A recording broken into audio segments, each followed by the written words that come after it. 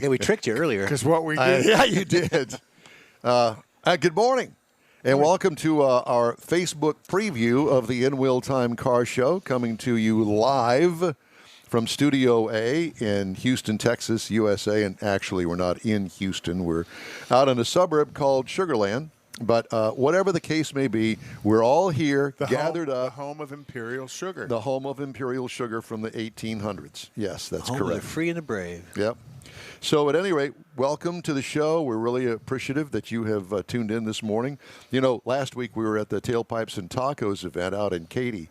And for those of you that don't know, we'll just give you a little insider stuff that we have to kind of break down all of this setup that we have and take a lot of it with us on the road. Obviously, to be able to do the broadcast, we need the broadcast stuff.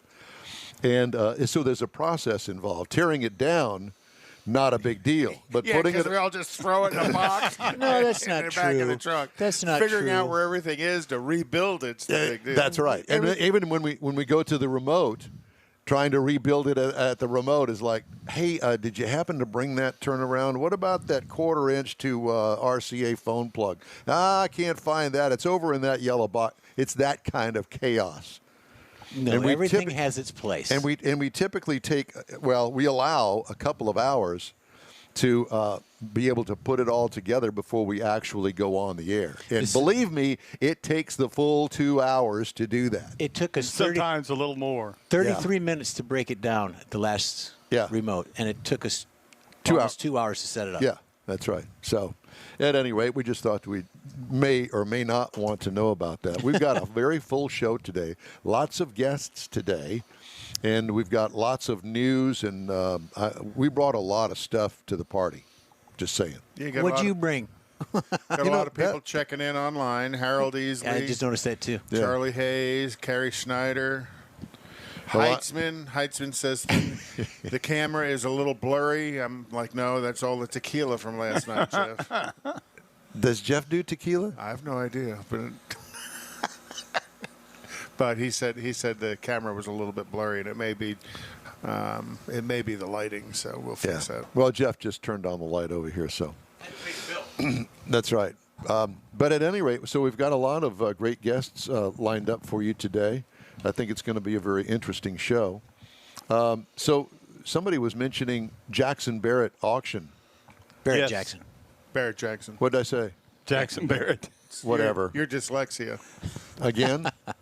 What time is it? Just keep thinking. It's the BJ auction. That's the way I remember. Gosh. We're going to go there this early in the Why show. not? We got a lot of stuff to do. We today. haven't even started. Well, I'm just saying, Barrett Jackson. Barrett Jackson. And I've got a story about their auction of firsts. Oh, yeah. And we'll talk about that later. I maybe. actually watched it. You don't want to just go ahead and do it now because we got a couple No. We got a couple of minutes. Save it. We got lots of stuff to pretty do. cool. Pretty cool. All right. Well, we'll save it. Yeah. Huh? No.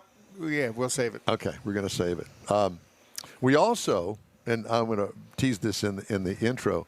We've got a guy that we're hoping that he's either still awake or woke up already.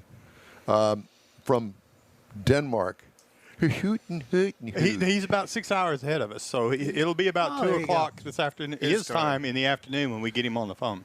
Would you call him a Western European? Because that's what I am. Northern European. Is that what he would be? Northern European? Well, that would be Siberia, wouldn't it? No. That's it.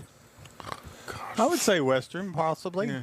Because Scotland is Western European. Yep. Is it? You've all turned into the Magellan Show. But I don't think you very much. Where in the world is Carmen San Diego? The GPS, you know what that I stands remember for? that. Yep. Grandpa's pretty sure. But I don't think Denmark's not considered part of Scandinavia, is it? Because Scandinavia is north. I didn't do well in school. Yeah, so, it's not as far as like some apparent. And you're probably right. I think that although it may be on the continent of Europe, it is. It would be a Scandinavia thing. Did you know that there's like 50 islands as part of Denmark? Hey, Mars. Somebody's calling. Who would that It's be? Denmark. It's calling. Richard Tomlin. Why is he calling you? I have no idea. Because he's Why don't not you hooked talk up. to him? Yeah, why don't you talk to him? Well, because I already hung up on him. Because I can't. I'm trying to send Gina. Here, don't bother. Yeah, don't because you know how He's this. dazed and confused. We have 2 minutes before the show starts, so we're getting close. I actually made myself an extra cup of coffee this morning. Heitzman says the camera's still out of focus. Which this one here?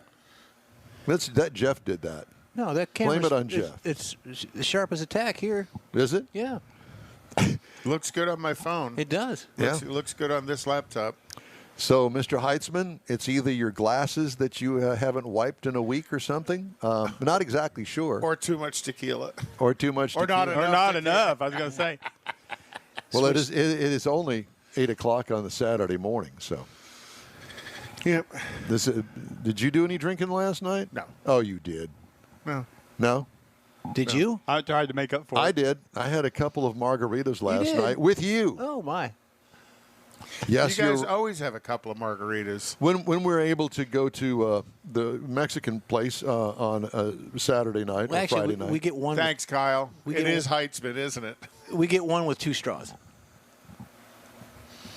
You get one with 2 straws. Oh, gosh. Well, he is actually correct because back in the COVID, you can't go into the restaurant days, and they packaged everything up. When we had to go back to their house,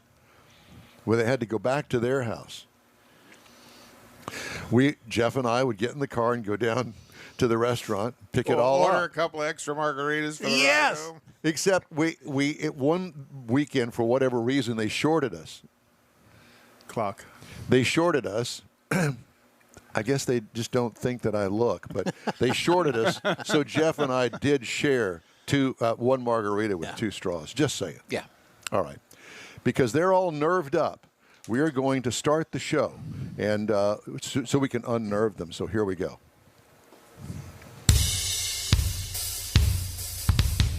Celebrating 10 years of award-winning car talk, it's the N-Wheel Time Car Show. On today's 3-hour live program, we'll get our SCCA monthly update. Mr. Mars reviews the Lexus ES350. The Lexus ES350. We talked to a Swedish car enthusiast that I can't pronounce his name. We check our weekly events calendar, and we have the stories making auto news headlines this week. That and more just ahead on today's In-Wheel Time Car Show for Saturday, March 27th, 2021. Howdy, along with Mike Out of This World Mars, King Conrad DeLong, Jeff Zekin in the corner where he needs to be. Don Armstrong here with you. Glad that you could join us. Do we have Richard? Because I know that he called on the phone going something. Well, something must have been some sort of an emergency. Passcode. Yes. No, it was a passcode thing, and we're getting that straightened away right this very second. Okay, of course we are. We've had a whole hour here in the studio to get all of this ready for you. Well, but we didn't know until he went to log in that there was a passcode issue, and I'm still not sure why. And you hung up on him when he called. Well, I thought we were going on the air, and yes. But I've since texted to him and emailed him both. See, these non-broadcast people, they don't know how to work the clock. I've been doing this for a while. And it's a long time. You've been doing it since Tubes. I have, actually. Or back when it was a sundial, where you had to turn it upside down every 30 minutes. But we are honored to be in your presence. Oh. Broadcasting Hall of Famer Don Armstrong. With his tablet and chisel. Here I'm hiding. Right. I'm trying to hide. His early audience was while those guys are over there doing that, I had something that I wanted to. It was going to be in the news segment, but this microchip shortage is getting worse as we speak. I think I'm going to do this story. No, I'm not, because it's bad. And it's getting worse every day by the second. And it's going to cost. And they're shutting down factories right and left all over the place, and some of them of the most popular vehicles, and some of them, yes, including the F-150 pickup truck, and it's getting so bad that they're looking at the middle of April. At the earliest, before starting the production lines. We're talking about tens of thousands of vehicles and all of the people that work to assemble them. But the people who work to assemble them, I don't think are going to be without pay. I don't know about that, but they're going to be laid off. I think the way the union's set up, they might be laid off. They might get to go home and do something, but I don't think they're going to be without pay. They may be a reduced pay, but they'll be paid. I don't know. Did you see the story about the Tesla? Is this the one that ran into the cop on auto drive or whatever? No. Tesla's use of in-car cameras to record and transmit video footage of passengers to develop self-driving technology raises safety and privacy concerns, according to Consumer Reports on Tuesday. Consumer advocacy organization said on its website that the usage potentially undermines the safety benefits of driver monitoring, which is to alert drivers when they're not paying attention to the road. Huh. Come here, baby. Hold my beer. Watch this.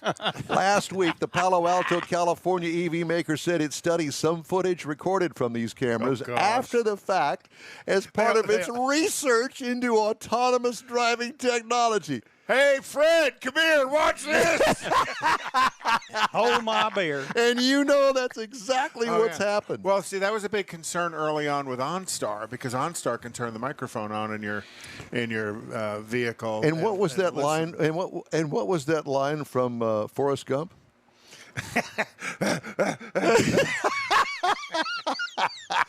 For those of you, were in the never mind, when the principal of the school was leaving his house. Yes.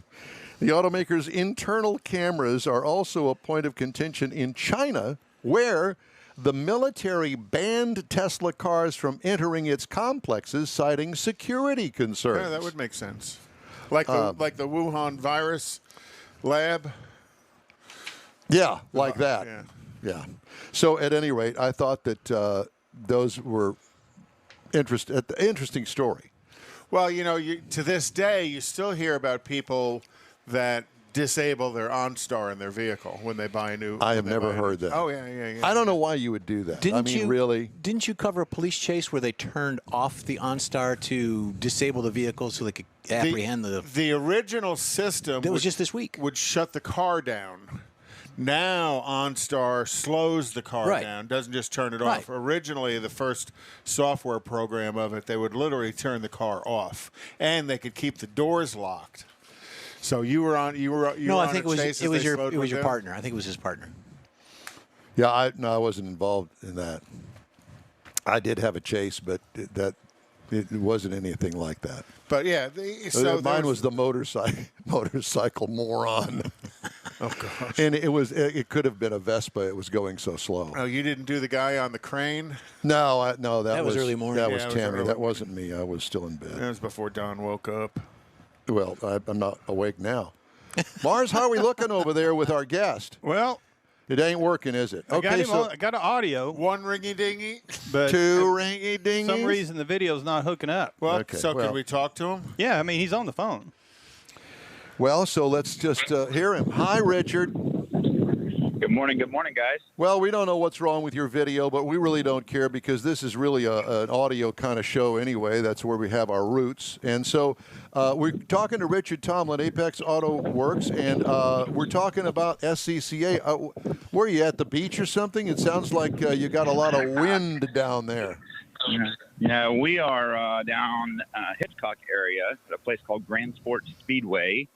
Was built as a test facility a few years back for some of the C5 vets back in the day, and this is where they were doing their testing. And we're holding an event called the National SCCA Solo Tour.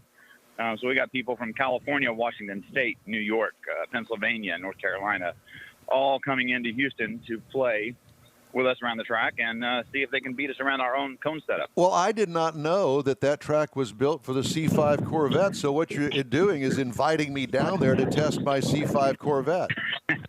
Absolutely. We've been inviting you for a while. One of these days, we're going to get you. Well, yeah. If you'd stop having these early Saturday morning events, I mean, I would be good to go. Well, they do some Sunday stuff. What we need to do is we just need to go down there and do a remote broadcast from there with you there and just do it for the fun of it. That would be amazing. That would be really good to get you guys down here. Well, you could actually see and touch some of the tin we've got. I know. And we could do video. Mars can attempt we could wear the tires out on Don's car. Yeah, well, they're already cracked, so we might as well just go ahead and ruin them all together. Use them up before they're gone. His tires are aged out, right? Yeah, they're aged out. So would they still be safe? Like the rest of us. We've got rules on that, and we can go over all that. But yeah, they can't be too old for sure. Well, I mean, it's not like, a 1960 tire or something like that. Yeah, but I mean, Jeffrey will tell you 6-year-old tires are too old to be driving on. 5 to 6. Yeah, I would go past 5. Well, you're the real, I'm sorry, we'll have to have this discussion at a later date. But I find it interesting that TireRack.com is sponsoring the event. It's the Solo National Tour, correct? Correct. Tire Rack's been one of our sponsors the entire time I've been in SCCA, so 22 years. They've been one of the foundational of getting these events to happen and sponsoring them. We use them for everything from race tires to our trailer tires. They support us in everything we do. Well, so I could get me a good discount there at the Tire Rack for these new tires that I'm going to buy, huh?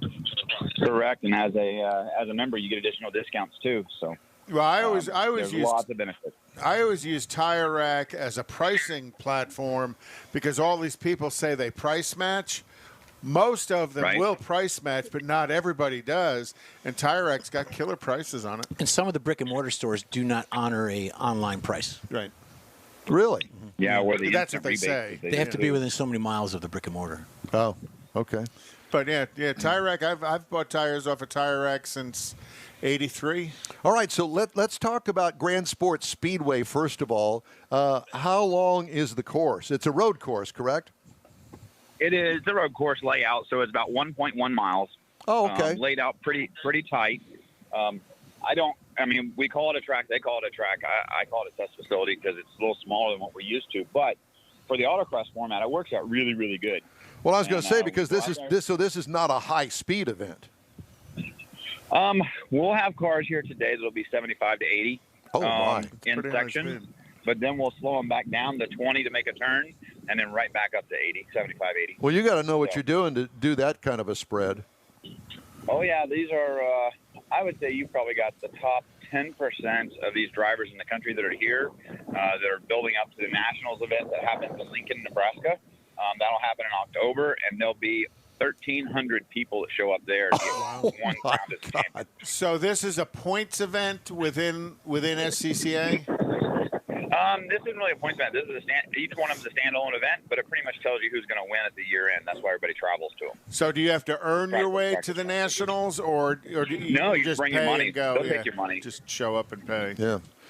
Show up and pay. And this event is open to and the event's open to the public to observe, right? I mean, spectators are allowed. Event is open to the public, and honestly, walking the paddock, you'll probably have the most fun there because you can get right beside all the cars.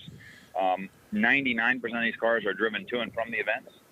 They'll pull in, change tires, put the slicks on, stiffen up the shocks, maybe change some alignment settings, and then out they go on track. Okay, well, I don't have slicks, and I don't have some sort of special alignment setting or any of that sort of stuff.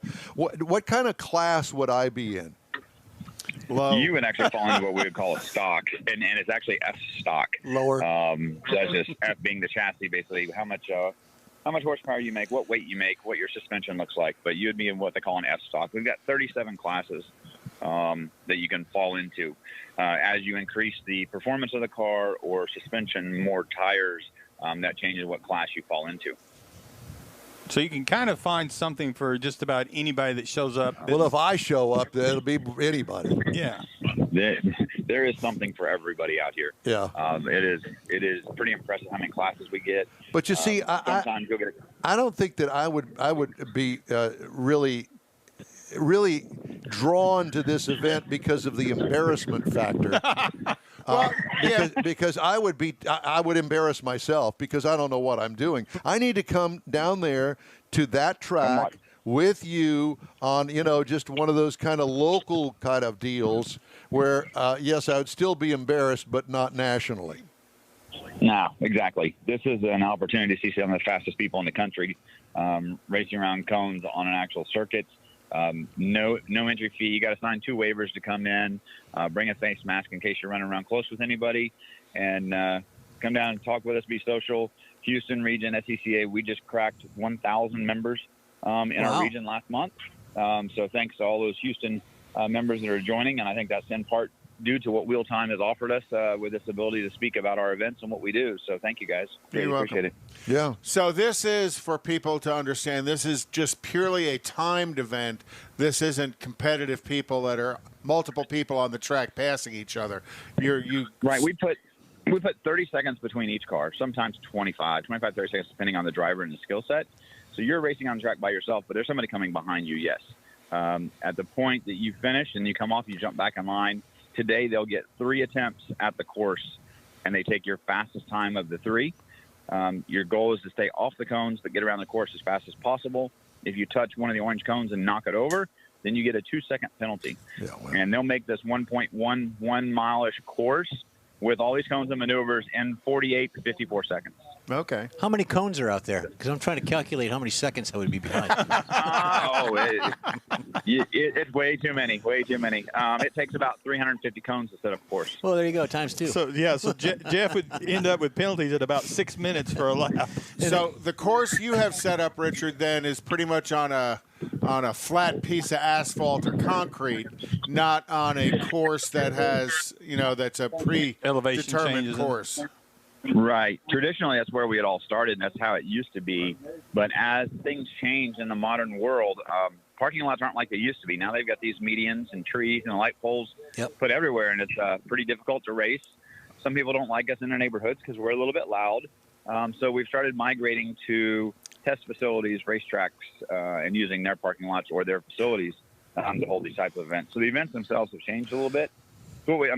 You go back to the 70s, we were racing in Alameda Mall. Alameda Mall, I want to say it was 21 years. Well, I will tell you this, that Alameda Mall parking lot would be perfect because there's no business open in that parking lot, and there are no trees or medians in there. Richard, you said that after they take the course, they pull off, and there's, they can get back in line.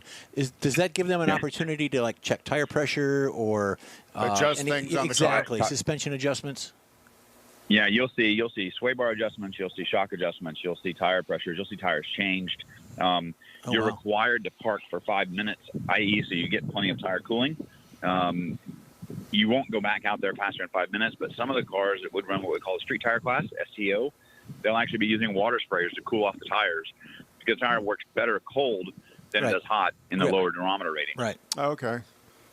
It's amazing. There's a lot of detail. Now I have to let me just butt in here and ask because I want to know, since I have a manual transmission. Remember those? It's because you're a man. I have a manual transmission. So how many? Am I going to shift from first to second to third? How does that work? Most of the cars out here would be first to second. You'll have a couple cars that occasionally will go to third. Honestly, some of the new dual clutch transmission stuff, they'll actually be in third gear just because of how the cars are being geared now. But most cars are set up for a first, second gear, and that's it. Okay. Run through the course. That'd be perfect for never me. sit down unless you make a mistake. But Don, you don't have paddle shifts, do you? You got just a standard. No, he's got just a standard clutch pedal in a row. Yeah. Yeah, which is probably 98% of the cars out here are exactly that: clutch pedal, manual. This is people who enjoy driving those things. Yeah. Now, this is an evolution of what used to be called Solo 2? Correct. Okay. Absolutely right. It's just called Solo now. Yeah. So what was used to be called Solo 1 is now what we call time trials, which we've talked about out there at MSR with you guys before. Right. This is what we call Solo 2. Yep. Yeah, we did. Angie and I did some Solo 2 racing back in the late 80s. Me with my Oldsmobile company cars, and her all with kinds of fun with her personal cars. We love company cars. Oh yeah, well, yeah, absolutely. Only thing better than that's a rental. Well, the only problem was I think I finished like second in class, and they posted me in the newspaper. Oh, God. And did they find that out? No, they didn't, but I was nervous as a cat that they would. Yeah, exactly. All I can think of is that Avis or Hertz rental car that had the right rear tire on it down to the threads of the tire. Yeah. Yeah, and turn that back in. Go get you a what Hertz was renting the yellow Corvettes, and I think they're still renting Shelbys. Oh boy! I can't even imagine how much that rental would be, but you can't rent one around here. Yeah, well, all I can think of is the actual regular mom and pop Olds Cutlass, with certainly no traction back on the back end of it, and just light that right rear tire up, kind of like I did Mom's Buick Skylark. It's got to be beige too. Leave one black mark all the way through the intersection. That's it. And I know that you're familiar with that, Richard. Yeah, I'm quite familiar with that, actually. My family was Plymouth, but still. 99, 2000s, when the Dodge Neon was a hot thing, the SRT, the ACRs. Yeah. Hertz was renting those, and we had a class that was called H-Stock. And we would have people would actually take their 4 wheels, put them in a UPS box, ship them. Then they would fly. Oh, did we lose them? So they'd ship a set of wheels and tires to the track. They'd fly in, rent an SRT Neon, take it to the track, slap their racing wheels and tires on it, run their time trials, put the factory wheels and tires back on it, and then turn in the rental and ship the tires back. Is that? Did we lose you, Richard? No, he's back. He's back. So, in other words, it'd be one of those cars that you'd wind up seeing maybe a year and a half later on the Hertz used car lot for sale, and that thing had been ragged out to no end. Oh, yeah. And, some unknowing suspect would wind up buying it going, it's got some rattles and some weird things going on underneath the hood that we're not sure where that came from. They lined the fender well with rubber for me. Yeah. Well, I don't think they identified those cars that went into the Hertz rental fleet the way that they did the early Shelbys, the GT350Hs, or the Corvettes were identified because there was an RPO code from Chevrolet that was a Hertz Corvette. Oh, when they were selling, when they were putting the Corvettes in Hertz rental fleets. So did you bring something to run today down there? No, we drug a Miata down here, but we're actually not running today. We're actually going to be headed down to MSR Houston, down south of Angleton for some action today. We're out here now just making sure everything's up and going and ready, shaking babies and kissing hands, and then we will be heading south. Wow. Well, you got your plate full Busy today. guy today. Yeah. So what's going on down that's how it goes. So what's going on down at MSR? Driving experience. So taking some inexperienced people out and getting them on track. Okay. Well, that would be my cup of tea. Teaching 101. Yeah. Well, that would be me. And Don, you could do it in your Corvette, or they still have the rental fleet down Mercedes. there, don't they? The Mercedes rental Mercedes fleet. Rentals. Absolutely. Yeah. So you could take a Mercedes. Pretty out amazing and for a beat it stock up. car what they're capable of. Yes, I got a hot rod tour around there a few years back with I can't remember the lady's name that was there at the time. She's not there any longer, but she was a very experienced driver, and she took us around there in that Mercedes, and I was thoroughly impressed. Well, we did the Cadillac driving experience there. Johnny O'Connell, I think, was the professional driver that was there, and we took the CTSVs around and beat the daylights out of them. Yeah. Well, Richard, good luck today over there in Hitchcock at the National Solo SCCA Texas Champ Tour and at Grand Sports Speedway. It's good to talk to you, and we'll check in with you again next month. All right, we'll be around. You guys enjoy. Talk to you soon. Hey, I'll stop by the shop this week. Sweet, for some good BG products. Thanks for the warning. All right, Richard Tomlin. He's our go-to guy with SCCA here locally, and we always thank him for joining us because he's got, obviously, a very busy schedule. Yeah. All right, time now for this hour's car review. Well, actually, let's do the events calendar first, and then Mr. Mars is going to review the Lexus ES350. So tonight, starting at 3:30, is the Friday starting at 3:30 was the Texas Mile. That was yesterday. Right, but it's going on in Beeville all the way through Sunday. So some of the fastest cars in the country are going to be here. Standing mile. How fast are you going at the end? Straight line? Straight line. What is it, some old airport or something? Yeah, it's an airport. It's an airport. In Beeville. In Beeville. Well, clearly it's not open to aircraft. It's a mile, mile and 3/4, almost a 2 mile Really? track, yeah. So you could land the space shuttle there. And they'll hit 300 miles. The top cars will be going over 300 miles an hour. And they've got a mile to slow it down and stop. They're throwing chutes. These are pretty high-tech cars. But you say it's a standing start. Standing start. Wow. I'm good. Texas Mile. I'm good. Oh, Yeah, I'm it's good. awesome to watch. And then again, Cletus and Cars is tomorrow at Baytown Drag Yeah. Strip. So Did you try to get a hold of him, Mars? No, sir. Didn't get that far. He promised that he was going to do that, but that didn't happen. Well, they come back from time to time. And then 6 p.m. tonight's the Kima Car Meet. That's a standard. Kima Car Meet's always happening every Saturday night. And then April 3rd is going to be the Galveston Island Bug Bash. Oh, boy. So if you are a Volkswagen fan of any kind down at the Galveston Seawall, Go get your bug bashed. you'll go get your bug fix. Sunday, April 4th is going to be Cars, Coffee, and Donuts at the Whitehall Cafe in Navasota. And there'll be a pretty sizable crew of people from Houston will cruise on up to that. Sweet. That's always a fun event to go to.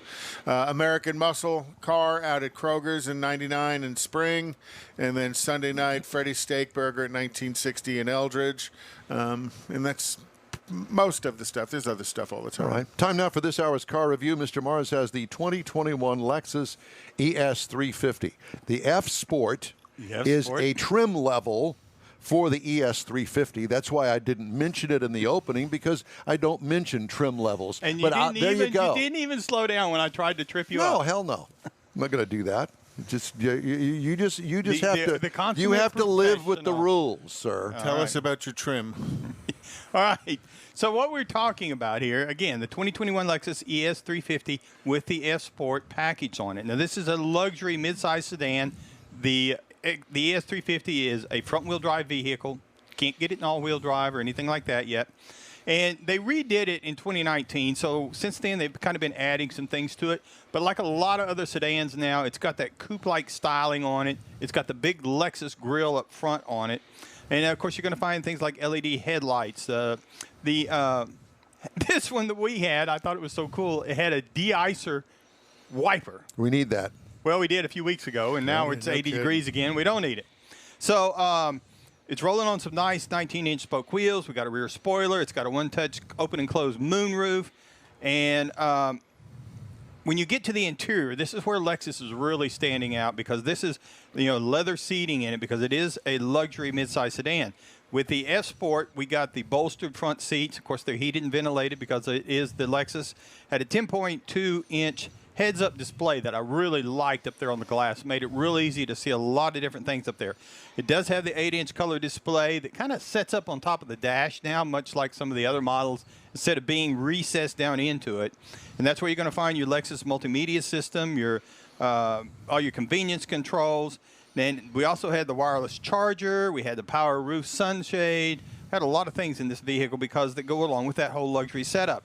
If you're looking for cargo space, 16.7 cubic feet back there. Now, you get up under the hood. This year, there's a new 2.5 liter out, but we happen to have the 3.5 liter, 302 horsepower. Now, this is backed by an 8-speed automatic transmission. It worked really well, I thought. It was really slick and smooth because of the engine combination. We've talked sometimes there's not quite enough juice there. Transmission wants to search to kind of keep things going. Nice and smooth on this one. EPA says you should be looking for about 22 miles per gallon on the highway.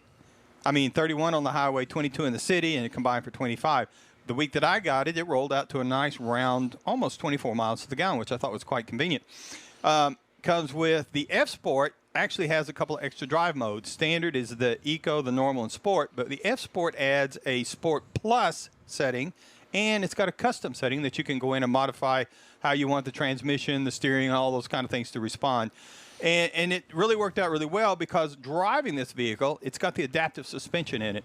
So you can kind of set it up to where you want something a little bit firmer if you've got some curves that you want to go on, or if you're out on the highway on Interstate 10, got some new asphalt, and you just want to haul asphalt through there, you can set it up to where it's got a really nice, smooth run on it. I like it. Now, if you're looking for something to compare it to, it's kind of hard because of the way this thing's equipped. You might look at some of the German vehicles, but they're going to get really pricey. So I did find an Acura TLX that starts at about $38,000, or a Genesis G80 that starts at more like $47,000. But you can get a base ES350 for $40,000. That'll get you into the start of it. Now, the ES350 with the F Sport is going to start you at $45,700. Now, the MSRP is tested with a few extra options, including some premium paint that was really some nice-looking stuff there. It's really beautiful blue. Deep. Yeah, it's really a deep color. So it kicks in now, the MSRP at $53,770 for the 2021 Lexus ES350 with the F-Sport trim on it. All right. Thank you, sir. The In Wheel Time Car Show streams on Facebook, YouTube, and InWheelTime.com. Podcasts available on Apple Podcasts, Spotify, Stitcher Radio, iHeart Podcast, TuneIn, Google Podcast, Pandora, Amazon, and Podcast Addict. We're going to take a quick break right now, and our first commercial up is going to be about a special new thing at the Loopy Tortilla and the Tailpipes and Tacos, so listen to this. I like it. The Tailpipes and Tacos monthly cruise-in has become so popular, you'll be able to attend at more locations. Enjoy fabulous Houston car culture at any of the 4 participating Loopy Tortilla Tex-Mex restaurants. Tailpipes and Tacos will be held in Tomball at Highway 249 near 2978, Bay Area Boulevard near the Gulf Freeway in Webster, the Grand Parkway just south of I-10 and Katy, and the Kirby location off the Southwest Freeway. Tailpipes and Tacos is the place to enjoy made-to-order breakfast tacos, fresh coffee, and awesome cars. Mark your calendar for Saturday, April 17th for the next Tailpipes and Tacos at one of the 4 participating Loopy Tortilla Mexican restaurants, 8 to 11 a.m. Tailpipes and Tacos is free and everyone is invited. See collector cars, hot rods, customs, originals, and resto mods. Cars from all over Southeast Texas cruise in and show off in this friends and family event. Start your Saturday off right at Houston's hottest cruise in. Tailpipes and Tacos, April 17th, 8 to 11 a.m. Participating Loopys are located in Tomball, Katy, West University, and Clear Lake. April 17th. In real time, we'll be broadcasting from the West University location on the Southwest Freeway, weather permitting. Is your business or company looking to stand out in a crowded advertising market? Looking to reach the real auto enthusiast? Well, you found it. You're listening or watching In Wheel Time, and so are your fellow enthusiasts. The In Wheel Time Car Show now reaches 500,000, and we can put together a marketing plan that will engage them in your product, business, or service. To get the tires rolling, just shoot us an email to our marketing director, Jeff Zekin. His address is jeff@inwheeltime.com. If you're in charge of your company's small, medium, or large business anywhere in the U.S., let the On Hold Company help you retain customers and promote your business on your telephone system. Promote special sales or company info when placed on hold.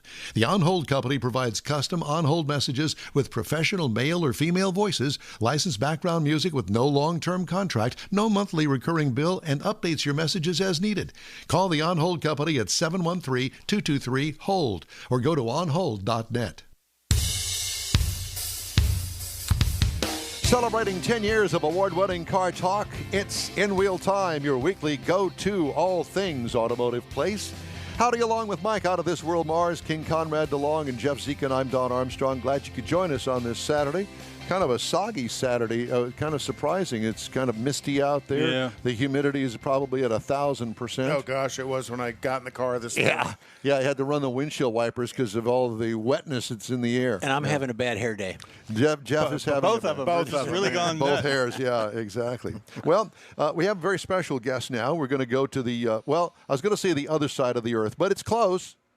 We're going to go to Denmark, and we are going to talk to Mike Bredgaard. Mike, how are you? It's good to hear from you. Hi, happy to be on. Well, Hope you're doing well. Well, thank you. Yes, we're doing well here. So let's establish a thing or two. What time is it over there?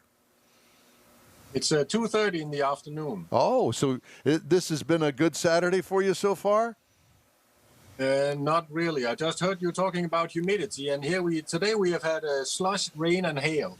Oh, boy. Yeah. That's not a good day to take the toy car out. No, it isn't. It's parked right there. So. Yes. So Mike clearly is an auto enthusiast. And first of all, let's just talk about what you got behind you there. Is that a Shelby that I see back there? No, it's not. It's a pretty standard 67 Mustang. Okay. Convertible. Well, it's certainly got a very nice paint job on it. How long have you had that? My dad got it in 2002. Wow. I don't know, he was getting to that age, you know. You need to do something funny. Yeah, well, we're very familiar with that because we happen to be in that age group. We resemble that remark. Yeah, exactly. Yeah. Well, yeah, that's what he got. Originally, he wanted to buy a Corvette, but I said, hey, what about the rest of us? Where are we going to fit? And he said, oh, he didn't realize. So he had to make it a Mustang, but he had to be sure it was a V8 and a convertible. So this is what he got. Now, did you have it imported or did you buy it there? No, there was an agent here who had it en route from Denmark at the time. And you could book a test drive before it showed up. So you had to sort of reserve it and pay for that. And otherwise, usually they're sold before they land in Denmark. Oh, wow. So, in other words, he's kind of an agent, a salesperson for what, American, yes, exactly. American cars, mainly? He works with Americans who look out cars. Okay. And then they send pictures and approximate prices. And he chooses the ones he wants and then gets them here. Now, is he a Dane? Is he there with you? Yes, he is. Okay, so he's on that side of the pond. So that's kind so of what his does he do? business. Does he come over here and buy them from auction? How does that he work? buy them sight unseen? Yeah, sometimes he does, but he also works with other agents in the U.S. who goes around, who knows what the Danes want. It can be quite difficult. Yeah. So you say that some people want a project and some people want something perfect. So. Okay. And clearly you bought the perfect one because it looks like it's brand new. Very nice. Well, absolutely, it's not. It has never been restored. So there's Wow. lots of little dings and dents all the way around, but it works fine just for driving. So. How many miles does it have on it? Well, I have no idea. It's 21,000 something On the speedometer, but it may have gone spin, around once a couple of times. Yeah. So how much attention does that attract when you show up at a car meet? Actually, I have to say Mustangs and Corvettes are probably the most used fun cars here. Oh, really? Okay. So, That's, nevertheless, if you punch it, it makes a bit of a noise. So They're supposed to, yeah. well, yeah, they are. I replaced the exhaust with MagnaFlow units. So yeah. Made it a little louder, did you? indeed, and also the intake has been altered just a skosh, Yeah, a skosh. So We're familiar with that. everybody modifies cars similar. Doesn't really matter what part of the world you live in. Hey, Mike, can you pop the hood on that thing? Just real Certainly. quick. And while you're doing that, I have to ask you, so outside of Volvos, what shows up at a car meet there besides your Mustang? Well, being in Europe, it is probably mostly the European cars, Porsches and Ferraris and stuff like that. Oh, wow. Yeah. So, pretty boring. I've always been more into American cars, actually. So, but the American cars, you were telling me, there are a few of them that show up. Yeah, they are probably more now than back when they were new because of the fun factor. Oh, yeah. It's not a really big secret. They don't get really good gas mileage, so gas has always been very, very expensive here. How much is a gallon of gas over there today? Liter. I don't know what a gallon is, but we pay approximately $2 per liter. Yeah. So Okay. that's about $8 a gallon. $8 a gallon? Yeah, that's Yeah, what a I'm liter is just a click more than a quart. Gosh. And North Sea oil. I think that you could probably see a few pumps, derricks out there in the ocean. It's amazing that the price of refining it is that high. And you got to think that the Mustang, on a good day, 16, 17. Exactly. So is that a 289? Is that you said that's Yes, the original engine? It's in a it? standard 289 with the C4 transmission. Okay, pretty dependable, very durable. Kind of hard to. It has never broken down yet. Yeah, very hard to hurt that combination. Yeah. So Yes, let's see how the condition is underneath the hood of that thing. Oh my gosh! It looks That's like it just gorgeous. rolled out of the factory. that's- It's beautiful. Very nice. Very nice. So, what is the situation with car meets out there at the moment, considering all the pandemic issues? Well, everything is pretty much shut down. Still, so yeah. nothing going on. But I heard some rumors. There's somebody about to start up a little bit next week. Oh, that'll be fun. Very good. Yeah. Yeah. Are you able? Just off the subject here. Are you able to get the vaccine, or have you had it yet, or is it available over there? Some people are getting it. Mostly it's medical personnel right now and very old people. Oh, that's why Don got it, because he's on the very old people side. Hey, I got my second one. Mike's still a young man, so he's not eligible yet. Yeah, we've pretty much turned on a lot of the car scene here in Texas, especially. Yeah. And we're having meets. We were at a meet last weekend. We got a couple more meets coming up.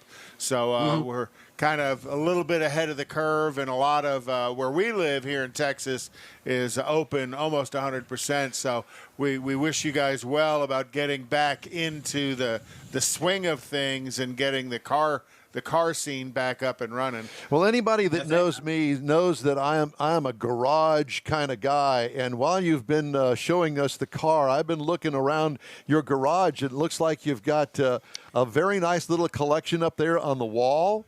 And a nice workbench in there. I mean, is this kind of like your man cave? Yes, exactly it is. There's nothing remotely serious in here at all, except for the lawnmower underneath the model railroad. I was going to say, that looks like a train set back there. Oh, how cool. It is indeed. Yeah, well, did you build it yourself? Yeah. Oh, my. And I think I have to say my interest about the U.S. cars, it began with monogram models in the 80s. Okay. Yep. Like these. The glue together kind? Oh, yeah. Yeah. Paint and glue. Yeah, I built many of them when I was younger. What a nice display. That's the ones he's got I did built. too, and now thanks to eBay, I'm able to get many of the ones I wanted back then. Oh, my gosh. All brand new stuff. So obviously with all these toys, you're not married. Well, yes, I am. Oh. And we've been together since 1989. Very good. Congratulations. And obviously your wife puts up with your sickness there in the garage. You obviously your addiction to everything cars. Yes. And bikes. What's the bike? She won't put up with this one. Yeah. What is that? That is a Suzuki SV1000S. Oh boy. That's faster than cow snot. There you go. I guess you call those a crotch rocket. Yep. Yeah. Yes, we do. Yeah. So I have to ask you, what do you do for a living? I don't do anything because I destroyed my back a few years ago. Oh boy. So the doctors told me if I didn't stop working, I would end up in a wheelchair. What with did a you bag do? on the side, you know. What was your profession when you did work? Oh, I used to be a truck driver. Okay. Well, that would be really very difficult on your back. Yeah. And I can relate to the backs. I just had back surgery here back in December, so I can totally relate to you. Well, I'll tell you what. I mean, you've certainly done well there with your hobby, and that garage is magnificent. So when I come over there to visit, I want. Do you have enough room for I could lay out on the couch, and maybe spend the night? Oh. Certainly. And a scooter. Yeah, he's got a scooter that's more your speed there, Doc. A couple of scooters. Yeah. His and hers. Actually, there are two. And what are they? This is a silver one. That's a 1987 Suzuki FC50, a 50cc two-stroke moped. Well, A there you go. moped. That's where you get the fuel economy is driving that thing. Yeah, the moped. Exactly. So to start it, do you have to pedal it? Yes. Yeah. This one has a kickstart. The purple one has to be pedaled. So. Got it. So with your 67 Mustang, are there Mustang Clubs that you're a member of over in Europe? Yes, there is indeed.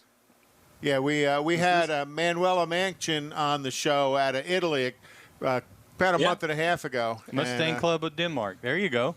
Oh, that's cool. Exactly. So, we learned that there's a pretty big Mustang presence in Italy as well. So it's kind of fun to see. There's quite a few here in Denmark also. Kind of cool Not to really see sure of the number. the American car passion over in Europe as well. Where are you exactly in Denmark? I'm on the peninsula called Jutland, Oh, connected to okay. Germany. Oh, okay. I didn't.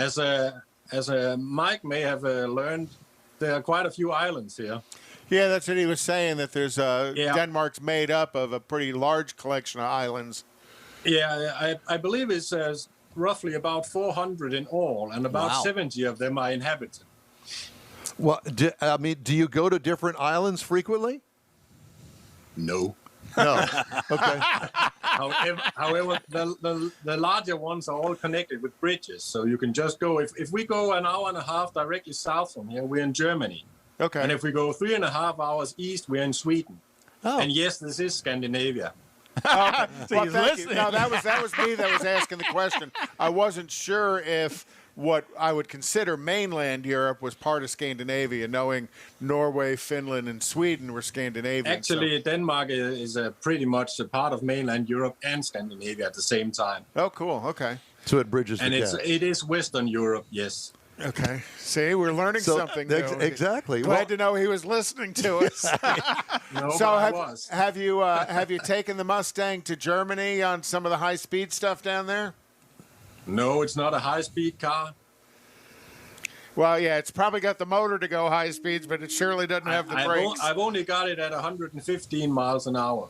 Oh, well, that's pretty high speed. 115 for that car and that year model, But, yeah. you know, we count kilometers over here, so 110, it's not that much. Oh, okay. 100, yeah, Yeah. 110 is about 65, 70 You know, miles an hour. the speedometer is in miles, so you have to keep that in mind when traveling through town here where the speed limit is 50. That doesn't mean 50 on the dash. Oh, yeah. How is law enforcement there, and how do they treat cars like yours? I mean, are they on the lookout for you to get out there and burn rubber off the tires? Sometimes when there are car meetings, they tend to show up and just, look around to see if there's anything with too large engines or too large tires or anything. There are some very strict rules about tire size. You're not allowed to exceed the width of the car at all. All the tires must be inside the fenders. Okay. Yeah, well, that's not necessarily the case here in the States. Hardly. It isn't. Also, a funny thing I noticed about you is you have to buy the insurance later on, and it's kind of optional if I get it right. You got to have liability. In the state of Texas, you have to have liability. So if you damage somebody else. It's kind of optional because a lot of people here don't have insurance. But but it's quite easy here because if you don't have an insurance, you can't get any license plates. Okay, so they Well, that's like it is here. Yeah. You have to have at least liability insurance on your car. And you can get it for a month, and then you drop it. Yeah, it drops. Exactly. So you said there's a restriction on engine size as well over there?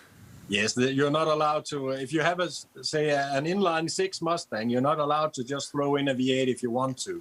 Oh. Then you have to have it inspected and pay a different tax for a different kind of car because they say it changes identity. Yeah, which it sort of does, but still no. Do they test exhaust emissions over there? Not on vintage cars, no. Okay. Just Only like it on is here. late models. Yeah. So a lot of the upgrade modified cars here, where what you were talking about, it was originally a V6 car and you put a V8 in it, that could be an issue over there as far as getting it past all the inspections.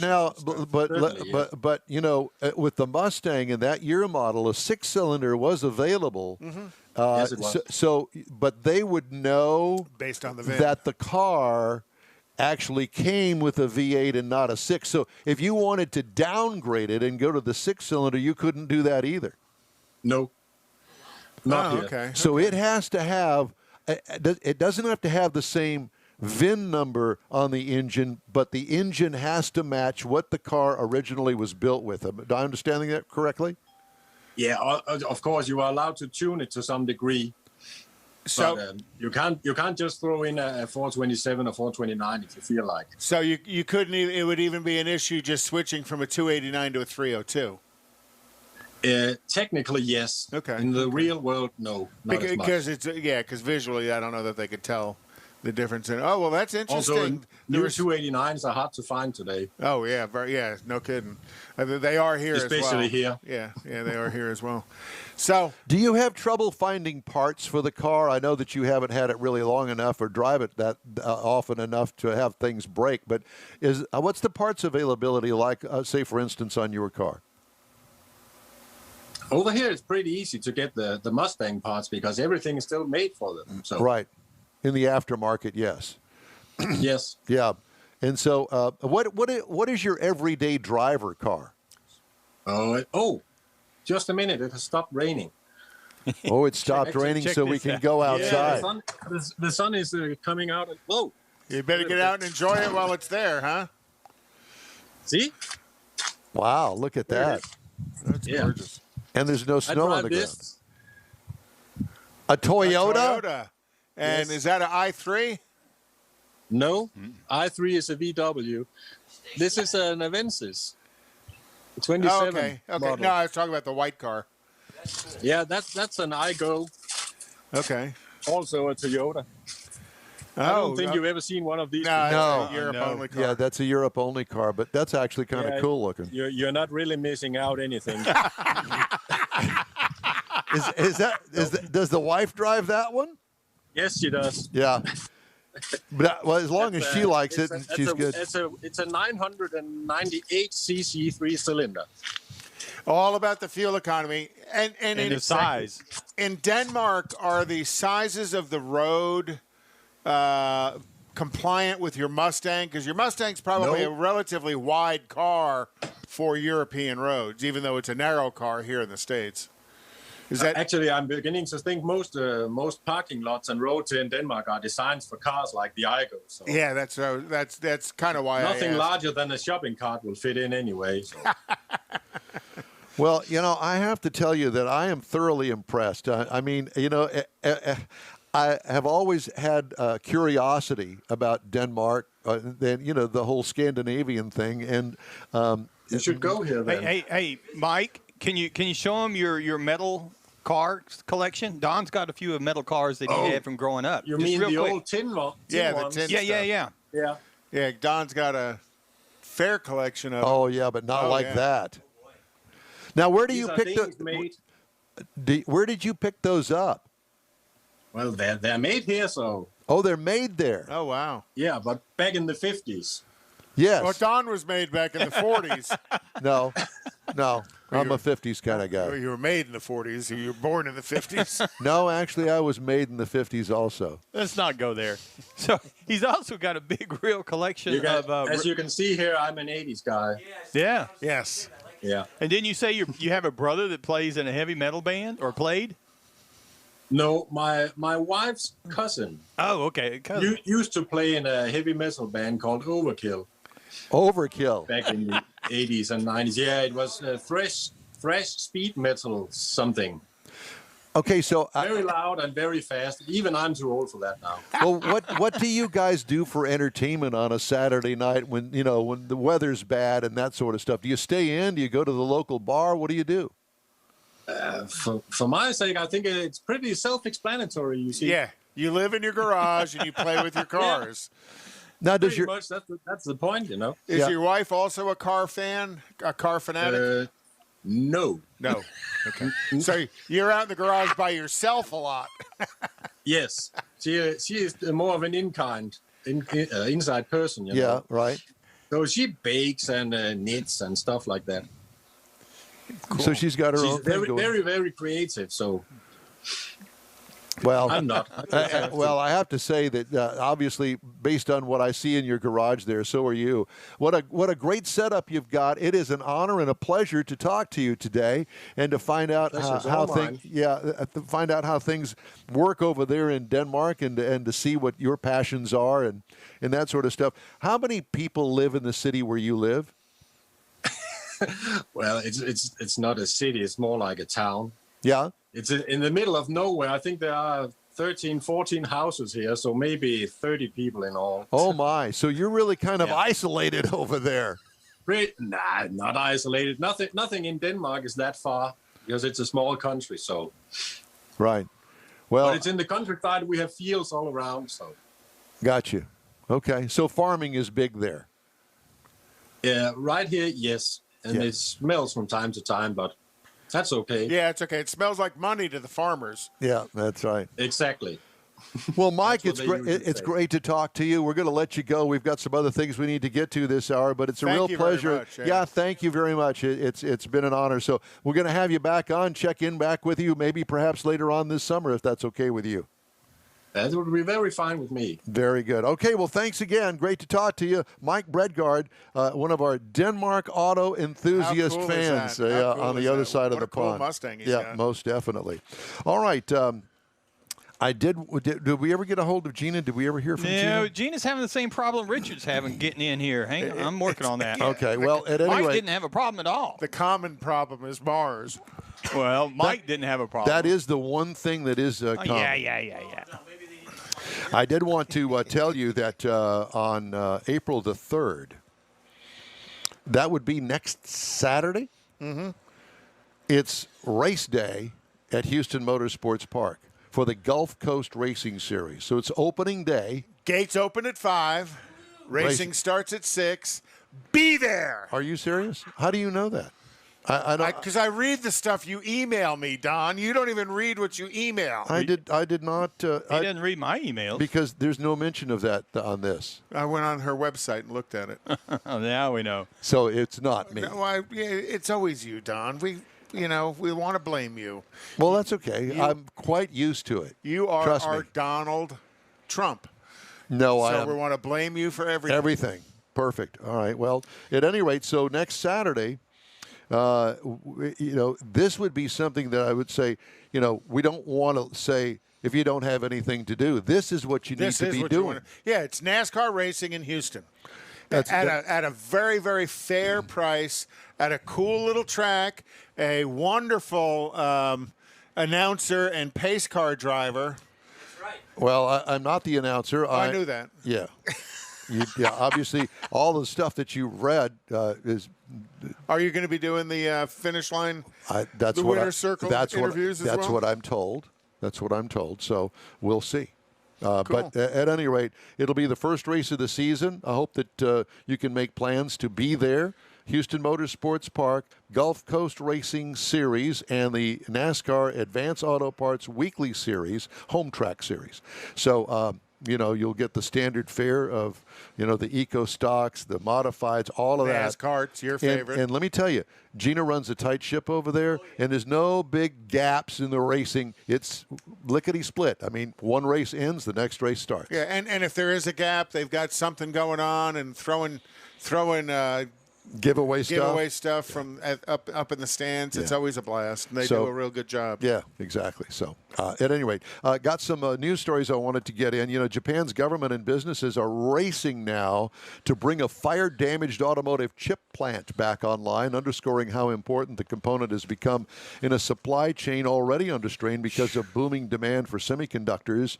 The nation's automakers, who depend on Renesas to supply semiconductors, are dispatching workers to the damaged site to help with the recovery. Rebuild it. Yeah, to help rebuild it. That's how important this is to everybody.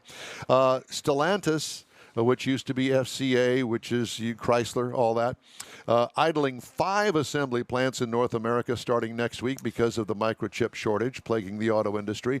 Warren Truck Assembly, just north of Detroit, scheduled to be down from Monday through April 18th. That's General Motors, isn't it? Warren Truck Assembly, or is that? According to an employee bulletin confirmed by the automaker, the plant, which has 3,400 workers on 2 shifts, builds the Ram 1500 Classic and is slated to start producing the Jeep Wagoneer and the Grand Wagoneer SUVs in the second quarter. Production of the Pacific and Chrysler Voyager minivans in Windsor, Ontario will be halted for 4 weeks starting Monday. Automaker will also halt car output in Brampton, Ontario until mid-April, affecting production of the Chrysler 300, the Charger, and the Challenger. Yikes. Stellantis assembly plant Toluca, Mexico, though will be down through April 18th. That plant produces the Jeep Compass. Reuters reported the automaker also will halt output at its assembly plant in Belvidere, Illinois, that produces the Jeep Cherokee. GM confirmed on Wednesday that the Cami plant in Ingersoll, Ontario, will remain idled until at least mid-April. The Chevy Equinox is assembled there. Ford's Oakville, Ontario plant partially assembling the Ford Edge vehicle and then storing them on lots until the required microchips arrive to finish them. Windsor Star reported Friday the Ford's Essex engine plant in Windsor, Ontario will be down until April 16th. And, this may not sound like a big deal to you, but if you were in the market for a new car, and I would imagine that I can tell you already that it is being felt by many of the local dealers. Yep. In a couple of weeks, it's going to start ramping up, and you're going to find limited supplies, if you can find it at all, of many of the most popular cars and trucks. And a couple of things are going to happen is the high level of incentives goes down as well. So your price is going to go up on the vehicles. I understand we have Gina with us. Well, we can't get to her right now, so hang with us, Gina. Yeah, hang in there. I know that you've been trying to get in, and we want to talk to you. So let's do that at the top of the next hour, if we can do that. Is that all right? Is that all right, Mr. Mars? Yeah, I understand. Yes, thank Ford you. Because it's going to be all right. Ford has also stopped building F-150 pickups because of the chip shortage in the Detroit plant. Yeah, it's bad. So at any rate, okay, we're going to take a quick break. Listen to this Loopy Tortilla commercial because it's new information, and we are going to be back right after a quick break. Stay with us here on the In Wheel Time Car Show. The Tailpipes and Tacos monthly cruise-in has become so popular you'll be able to attend at more locations. Enjoy fabulous Houston car culture at any of the 4 participating Loopy Tortilla Tex-Mex restaurants. Tailpipes and Tacos will be held in Tomball at Highway 249 near 2978, Bay Area Boulevard near the Gulf Freeway in Webster, the Grand Parkway just south of I-10 in Katy, and the Kirby location off the Southwest Freeway. Tailpipes and Tacos is the place to enjoy made-to-order breakfast tacos, fresh coffee, and awesome cars. Mark your calendar for Saturday, April 17th for the next Tailpipes and Tacos at one of the 4 participating Loopy Tortilla Mexican restaurants, 8 to 11 a.m. Tailpipes and Tacos is free and everyone is invited. See collector cars, hot rods, customs, originals, and resto mods. Cars from all over Southeast Texas cruise in and show off in this friends and family event. Start your Saturday off right at Houston's hottest cruise-in. Tailpipes and Tacos, April 17th, 8 to 11 a.m. Participating Loopies are located in Tomball, Katy, West University, and Clear Lake. April 17th, In Real Time will be broadcasting from the West University location on the Southwest Freeway, weather permitting. Is your business or company looking to stand out in a crowded advertising market? Looking to reach the real auto enthusiast? Well, you found it. You're listening or watching In Wheel Time, and so are your fellow enthusiasts. The In Wheel Time Car Show now reaches 500,000, and we can put together a marketing plan that will engage them in your product, business, or service. To get the tires rolling, just shoot us an email to our marketing director, Jeff Zekin. His address is jeff@inwheeltime.com. If you're in charge of your company's small, medium, or large business anywhere in the U.S., let the On Hold Company help you retain customers and promote your business on your telephone system. Promote special sales or company info when placed on hold. The On Hold Company provides custom on-hold messages with professional male or female voices, licensed background music with no long-term contract, no monthly recurring bill, and updates your messages as needed. Call the On Hold Company at 713-223-HOLD or go to onhold.net. Celebrating 10 years of award-winning car talk, Yay. This is the In Wheel Time Car Show. Just ahead, we talk to David Mcdonald about the upcoming Texas Heatwave event. We'll have a review of our new car of the week, the Texas Cadillac Escalade. Woo-hoo. A look at the growing cruise-in calendar, this week in auto history, and the stories making auto news headlines. That and more just ahead on today's In Wheel Time Car Show for Saturday, March 27th, 2021. Howdy. Along with Mike out of this world, Mars, King Conrad DeLong, Jeff is in the corner. We need more Jeff. We do. Oh, my mic was I'm off. Don for a Armstrong. second. So glad that you could join us today on this Saturday. We're going to get to David McDonald and the Texas heat wave stuff that you're going to be really interested to hear about. But right now, let's head on over and talk to our gal at the racetrack. It is Gina Child-Knowles. Hi, Gina. Good morning, guys. How are you doing? Well, we're very well, thank you. We don't have a picture of you up for our people that are watching the broadcast, but this is kind of a radio-based show anyway, so it's all about the audio, and we can hear you just fine. And, hey, we're only a week away. I know. Can you believe it already? Are you stressing out yet? Of course. I forgot that feeling. I started feeling that feeling again where you're going to run out of time for something and you have these deadlines and the pressure and it's still here. Well, so tell us about the opening day race day, April the 3rd, Houston Motor Sports Park. What time do the gates open? The gates open at 5. And we do prayer and anthem at 6:05, and then the flyover at about 6:10. So, we're going to have the flyover too. Great. And what classes of cars are going to race next Saturday night? We've got our Pro Trucks, the Advanced Auto Parts Pro Trucks. We've got the Modifieds. We have the Outlaws. We have Eco Stocks, of course. I think we're going to have a bunch of Eco Stocks. We had a lot of new racers at practice. We are going to have the Super Stocks, and your favorite, Don, NASCAR, to be visiting us this race. Oh, good. Yep, and then we have the Legacies. Oh, the Allison Legacy cars, the dwarf cars. Correct. Yes, sir. Those are cool. My gosh, so it's going to be a full tilt Saturday night. How much are tickets? Tickets are $15 at the gate and $5 for kids. $15 for adults, $5 for kids, $5 for veterans, $5 for senior citizens, and $5 for first responders. That is awesome. What a great thing for all the kids, the vets, the seniors. Yeah, I love it. And so we're going to have an Easter Bunny who's going to be visiting us and bringing some goodies. And we've got special guest Lightning McQueen and Mater from Disney, the Cars movie. Oh, I love it. I'm going. And this is, even without all of that, this is always a family event. It's a place to bring the kids.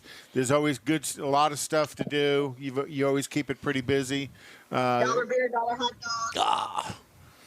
Well, you know me and those dollar hot dogs. I can't help myself.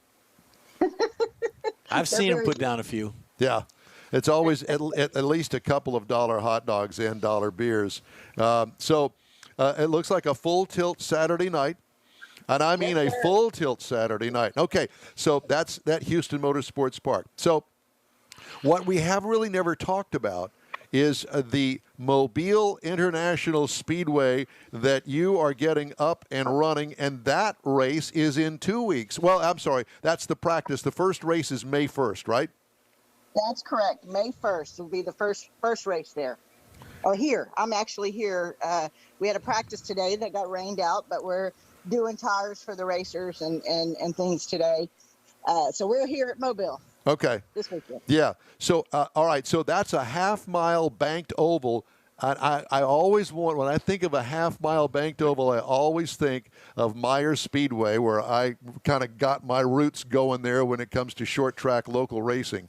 And, and I know that you've already had one practice over there, right? Are you there? Oh, please don't tell me we dropped I'm here. At Houston, we did. I'm sorry? Houston. At Houston, we had a practice, yeah. Okay, well, I'm looking at a schedule here that says March 27th, track day, practice day, and that would be today, so that is not happening. No, it's not happening. Unfortunately, Mother Nature is not cooperating with us up here. Alabama's getting hit hard on bad weather. Gotcha. And so April the 10th, you've got an open practice. Well, tell me about the racers over there in Mobile. I would assume that some of the racers from Houston will go over there. That's what I'm hoping will happen, is have some of them come over here. They travel out this way anyway. A lot of them do. To another half mile, and I'm hoping they'll stop in at this one. This half mile is bigger than any others in this area. This is the fastest half mile. If you look at the track, this track is a half mile on the very inside. Oh. On the inside of the track, which makes it faster than half mile on the outside. Got it. And so, how are you able to gather up racers in that area over there?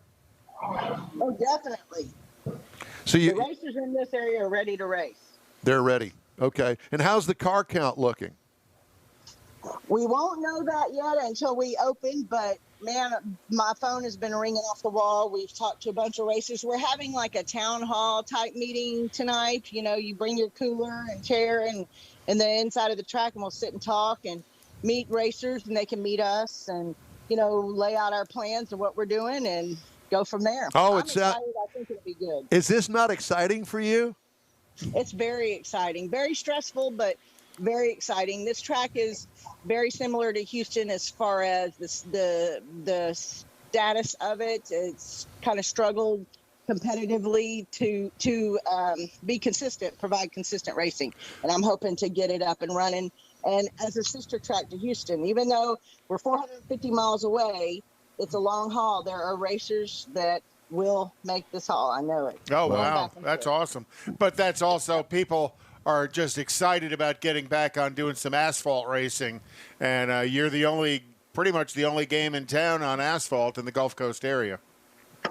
That's correct. In Texas, for sure. That's it. That's all we got. Is Houston is the short as far as short tracks go. Well, Gina, we wish you the best of luck. I will see you next Saturday night at Houston Motorsports Park. I'll be there, and I can't wait to see you guys and get everything up and running again for Pro Trucks, Modifieds, Outlaws. Everybody's going to be there, including me. So I'm excited.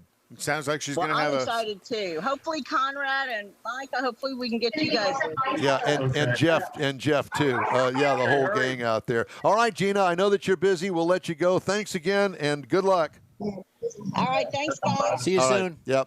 Yep. You're excited. That is a full tilt night. Pro Trucks, Modifieds, Outlaws, a full bevy of eco stocks, super stocks, NASCARs, and the legacies. Something I wanted to ask her now that with the entry fees here at 15 and 5 and so on for the vets and so on, does that apply out there at that race? Oh, that was something. Mobile? Yeah. Yeah. I was just probably so. If My Gina guess can, is yes. Yeah, if Gina can. Yeah. Yeah. Because she's sharp. Yeah. Yeah. I think for most public events similar to this, I think that $20 is kind of pushing it. Yeah. And $15 just sounds right to me. So. And I haven't known her a long time, but I've never seen her look stressed. So, she says she's stressed, and I've never seen her look that way. I know. I haven't either. She's calm, cool, and collected under pressure, and she does a very good job. Her mind is going a million miles an hour. Well, that happens. Because she's trying to juggle so many things. Exactly. Between the drivers, the announcer, the pits, what's going on out there, the gate, Well, we've got somebody else that's not stressed on the line with us right now, and his name is David Mcdonald, and he is the promoter for a thing called the Texas Heat Wave and Tattoo Expo. Hi, David. How are you? Good. How are you? Very well, thank you. So I did a little research yesterday on your event out there, and this is not the first one. Now, first of all, let's clarify this. This is a car show and a tattoo expo, and it's going to be a whole weekend of events. But get this, in Texas, in the Hill Country, July 23rd through July 25th. I'm thinking that he must have gotten the idea from Willie Nelson. That's all I can think of. Because Willie used to have his, remember the summer picnic? In the heat of the summer. But why not? So Texas Heat Wave, this is not your first one, correct? No, this will be our 31st one. Oh, wow. Whoa. Yeah. And we wanted to have you on because this is something that we can all make plans to attend. It's at the Travis County Expo Center outside of Austin there. And how many people show up for this event?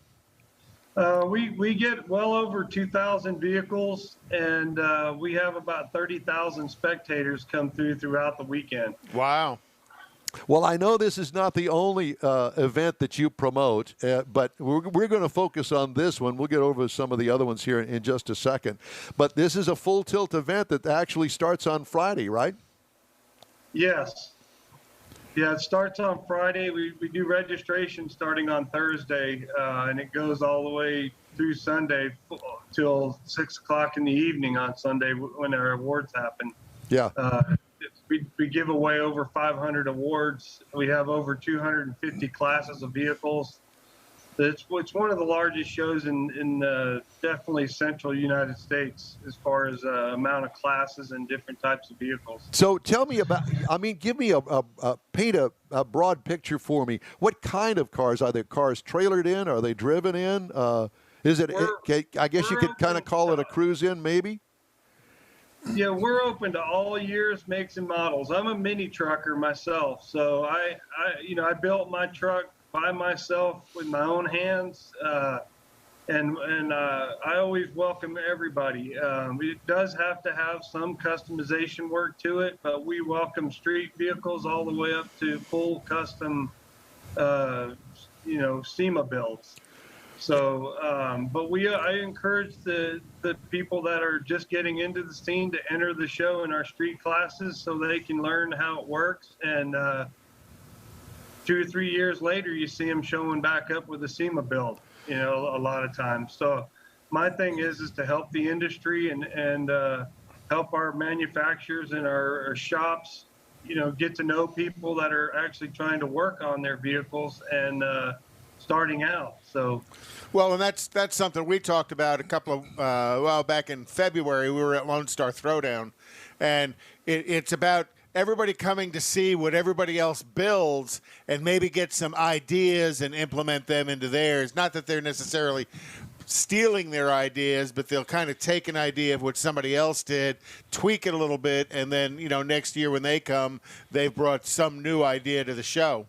Absolutely, absolutely. David, is this an indoor and outdoor event? Where are the cars going to be? Are they going to be all outside? No, we have some indoor space and outdoor space. Most of it's outdoors, of course. We do have some of the nicer vehicles indoors. We have a show barn there that's real big that is covered space available as well. And you've got a lot of vendors too, because I know as a former show car kind of guy, I like having the vendors there. Yeah, we have over 250 vendors there. Nice. And I got to tell this because I know David knows it because we've talked about it before. But the very first magazine assignment I ever got, I got a call and said, "Can you go cover the Texas Heat Wave?" It was in Round Rock at the time at the baseball stadium up there. I said, "Sure, I can do that."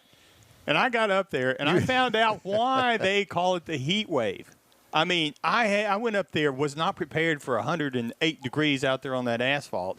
It got hot. My camera gear had to go into shop afterwards because it got so hot out there. I didn't carry.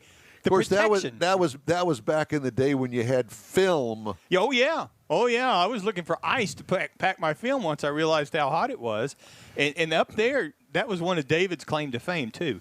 Texas Monthly, they do the yearly Bump Steer Awards. David got one. David got a Bump Steer Award. Nice. And Willie Nelson was in it also, as a matter of fact. Speaking of Willie Nelson. And it was because of the Texas heat wave and stuff. It was so big.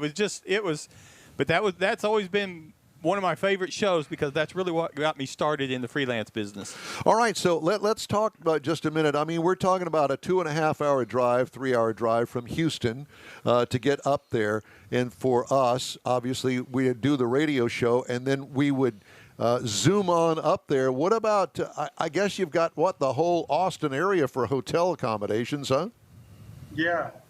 We bring a lot of people to the Austin area for the show from all over the country.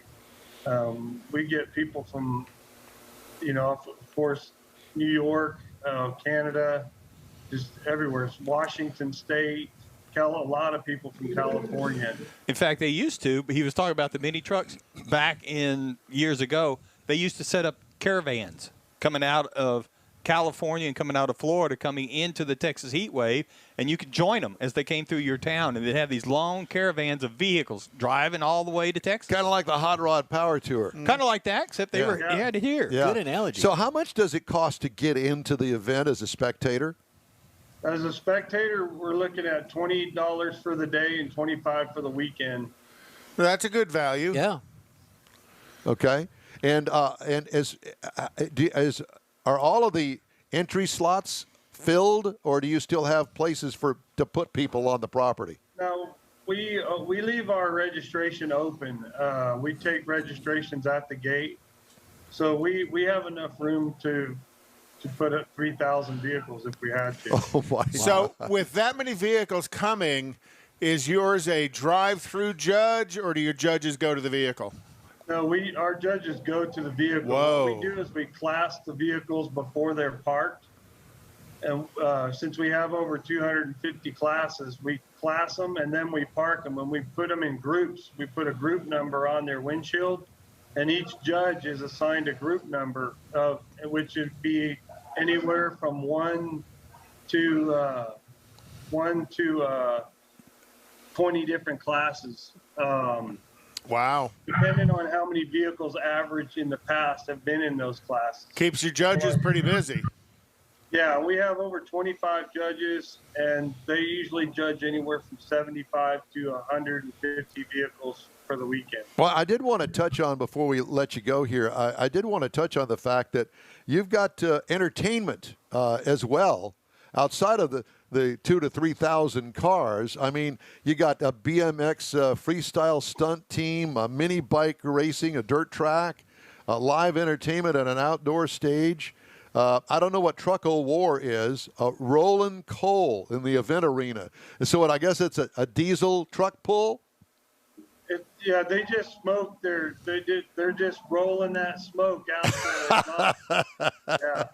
I love like it. A burnout without burning out your tires. And you got a few monster trucks coming in, is that right? Yeah. And this one here is for Conrad at 4 o'clock is the bikini contest. Oh, yeah, I'll bring my bikini. Make sure you shave.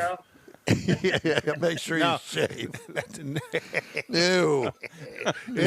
That's creepy. Hydraulic contest on Sunday. Well, let's talk now about tattoos. Now, I'm not a tattoo guy, but I know how popular tattoos are. So what can I see at the Tattoo Expo besides naked people? What it is I started this about 11 years ago. We just basically bring tattoo artists in, and I get a tattoo permit, and we set up it's a whole separate event in itself, and we have artists there on site that are showing off their artwork and showing off what they can do, and then people are also able to get tattooed right there at the show. Cool. So in other words, I could get that heart with the mom tattoo that I've always wanted on my right arm. See, and I was thinking more Don was going to get the butterfly on the small of his back. Get his personal tramp stamp. Yes, I could have my own personal tramp stamp. The cool thing, because you call them artists, and they truly are. I'll tell you, I've seen some tattoo work that belongs on portrait art studios. I mean, some gorgeous, gorgeous work. I think they call it ink.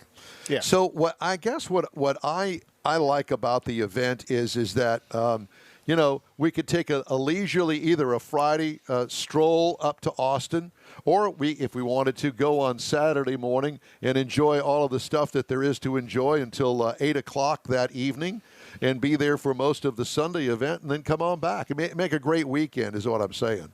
Oh yeah, for sure. It's a good time for the whole family. And speaking of the tattoos, if Michael shows up, we're going to get him a heat wave tattoo since he's part of our family on his buttocks. Yeah, and what location is that going to be? On his buttocks. Yeah, we'll have to talk about that one. Yeah, Becky may have something to do with that. I'm not exactly sure. She wants to choose the design. They could get matching ones. She used to go with me whenever we would go to this. She was to the heat wave, and it was all pretty good till being the photographer for the magazine, I had to get up on the stage during the bikini contest to get some pictures. How did that work for out the editors? Until she saw me up there, it was working great, and then she realized what I was doing is not so good. This year, what were you doing? Conrad's going to be I was taking pictures. Sure. Yeah. Well, clearly, if you were on stage, those are really some tight shots. They were. Yeah. And this year, Conrad will be in it. So all right. So Texas Heat. I did want to mention the fact that not only is he the promoter of the Texas Heat Wave and Tattoo Expo, but he also has the Texas Showdown Freedom Rally. No, I guess the Spring Break Jam, was that last week or recently? No, that's actually coming up in April 24th and 25th at South Padre Island. We had to postpone that because of COVID. And I was working with the city manager and everybody on the city council. And we, sorry about that. I'm at another event right now. It's been loud in here. But we're getting ready to do that next month. That's a nice location. The Spring Break Jam. And then you've got... That's my favorite show. And then then there's the Heat Wave, and that's coming up at the end of July 23rd through the 25th, which is what we're talking about here. And then there is the Border Bash. I've heard these rumors that there may be something going on along the border these days. You still going to have that? We are, and actually, it might be a good time for us to rally a good crowd together about how they feel about the border. There you go. Well, there, always thinking positive. That's right. You got to keep moving ahead. We could do a remote. Besides using a tattoo combo, are you going to do a firearms combo to go along with that? There you go. Gun permits. Yeah. So there is a website. I don't recall what it is, but I know that you're going to tell me right now that has all of the events on it with all of the information on it. What is that? What is that? It's heatwaveshow.com. Heatwaveshow.com. I'll post it on our Facebook page right now. Yeah, and you can go there and watch a video of our South Padre Island show that's coming up. And we have many other videos.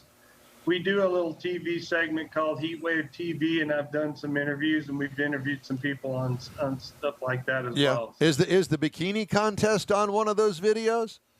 Oh, yeah. Okay, well, the one Mike videoed? This is pre-video. This is back in the film days. The film days, yeah. Yeah, so, there you all go. right. Hey, Well, I got thousands of pictures from Michael Mars. I'll bet I can only imagine what those would include. David Mcdonald, it's great to talk to you. Thanks so much for joining us today. Thank you so much for having me. You bet. Take care. The Texas Heat Wave and heatwaveshow.com. You can get more information on all of that. All right. Hey, reminder that if you'd like to get in touch with us, shoot us an email. The address is info@inwheeltime.com. We'd love to hear from you. You could tell us, how pretty I look today. You can lie to us. What? They can lie to us. They could lie to us, yeah. So there's that. All right, time now for this hour's car review. I had a chance to drive the 2021 Cadillac Escalade, or as I like to call it, the Escalade. It has more ring to it.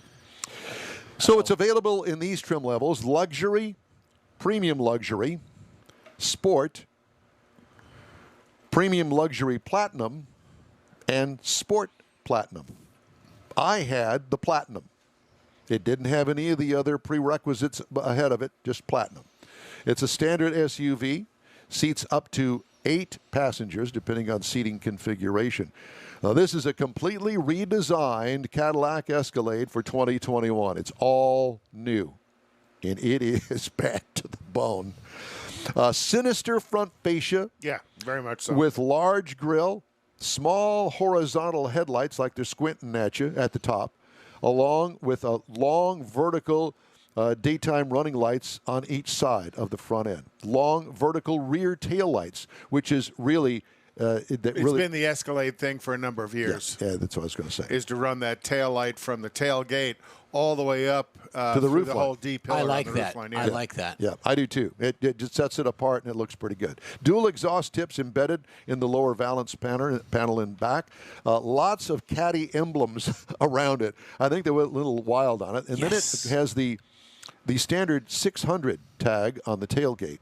Now, you want to know what the 600 stands for? I know. Meters. Jeffrey knows. Go ahead, Jeff. You have your meters. Newton meters, which is kind of like torque. Well, no, European. it is torque. It's but the it's in- European measurement of torque. Exactly. Mr. Newton had something to do with it. And his meter. And his meter. What could use improvement? Well, I couldn't find anything. It's all brand new. I love it. So super nice. Interior highlights. Gorgeous digital dash that starts from the left A-pillar and goes halfway across the dashboard. Unbelievable. It is beautiful. That has layered control buttons on it, which I'd never seen before. Well laid out interior features throughout, and very nice leather. That one there has got the crosshatch leather stitching on those seats. I did not have that. The standard leather seats are just fine with me. Cargo and trunk room, big, even with the third row up. What I liked about it, the overall quality and design of this vehicle is superb. And I'd throw it out there and put it up against anybody, really. A 6.2-liter V8 engine. Yep, Cadillac still has a V8 motor. Now, there is a turbo diesel as an option, but we're going to talk about the V8 that mine had. 420 horsepower, 460 pound-feet of torque, and I don't know what that turns out to be in Newton meters. 600. Well, it says 600, but we all know that there is no real translation between 460 pound-feet. Well, we'll trust Cadillac and that 600 is Newton meters. comparative. Cadillac They here. cheated on that. You should I'm not question just saying. that. I'm going to question it. 10-speed automatic transmission, 4-wheel drive is an option on it. Tow rating 8,000 pounds. 4 tons you can tow with this thing. And that's really what these body-on-frame SUVs are all about. Right. Miles per gallon. Are you sitting down? Who cares? We are. 14 city, 19 highway. I got for a combined of 16. I got 17.7. It's pretty good. Over 385.5 miles. But Well, that's how they utilize the 10-speed automatic, though, is trying to push the fuel economy. How was it as far as shifting goes? smooth as silk. So they really got it figured out. Yeah, It well, of doesn't course, get it's busy. also matched up with the V8 engine. Right. So it's got plenty of power, and you really don't feel it shifting gears. I mean, it is really nice. What I liked about it, and the note that I put down here, is old school Caddy V8 power. Yes. Yeah, baby, bring it on. What could use improvement? Well, better fuel economy with a more fuel-efficient engine is an option. Now, they've got the diesel, and that gets more fuel economy. And I have to say that I drove the diesel option in the Chevy Tahoe. And, boy, that's a nice motor. That's a great combination. You might want to consider that. Ride and handling is superb. All-new independent rear suspension. Absolutely changes the whole game with this body on frame. Air ride rocks. Let me just leave it at that. That air ride suspension is right on. Base trim price. Sitting down? I am. $102,995. Price is tested, $109,500. The base model price on the Cadillac Escalade is the base model price is $78,475, so you can get in on the cheapo. So in 2006, when I was driving Cadillac company cars, they came out with the XLRV, and everybody freaked out because Cadillac had a $100,000 car. Now they have a $100,000 truck. Lincoln Navigator is a competitor. It starts at $97,135. The Mercedes-Benz GLS, $97,800. And the Lexus LX, old school, $570, is $91,480. And that is the review of the 2021 Cadillac Escalade. Go get you one. It's I love nice. it. I'm going out right now and getting you one. George Skelton said Don was very impressive showing up at the senior center. What? Driving the Escalade. Oh. Actually, no, it ain't the seniors anymore. It's a little bit too pricey for them. Oh. It's well-heeled middle-agers. Not you, George. Just saying. George and I started in grade school together, so I can say that. Somebody had to heal. We're going to do the cruise-in calendar when we come back. Time now for a quick break. The In Wheel Time Car Show streams on Facebook, YouTube, and InWheelTime.com. Podcasts available on Apple Podcasts, Spotify, Stitcher Radio, iHeart Podcast, TuneIn, Google Podcasts, Pandora, Amazon, and Podcast Addict.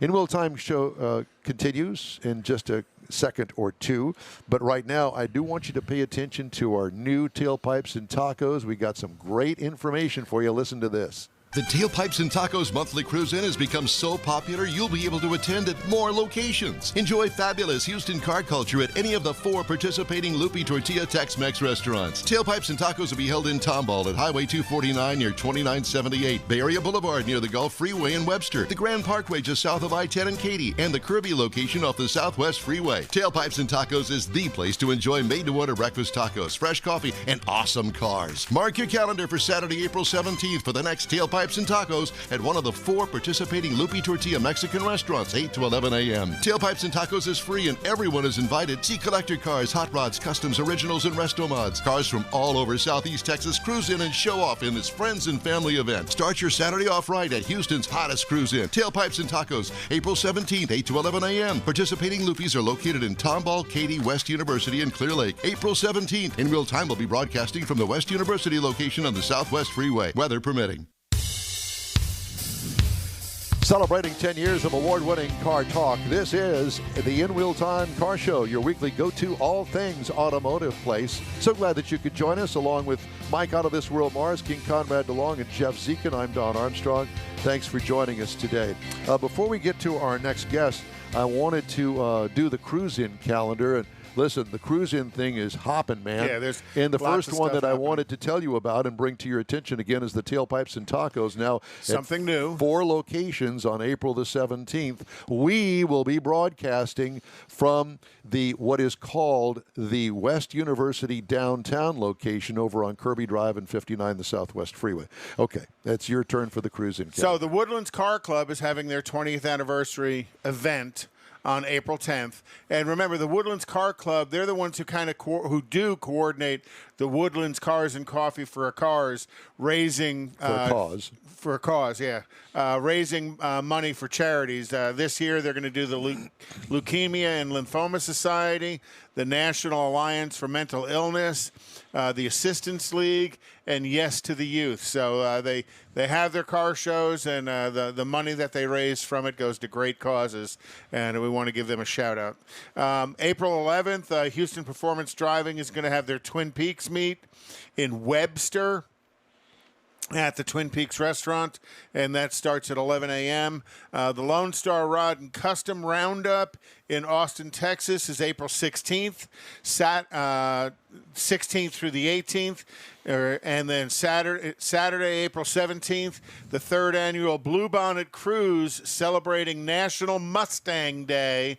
You know, I know we have a big Mustang following of people, some thanks to Randy Weldon. Worldwide, that's right.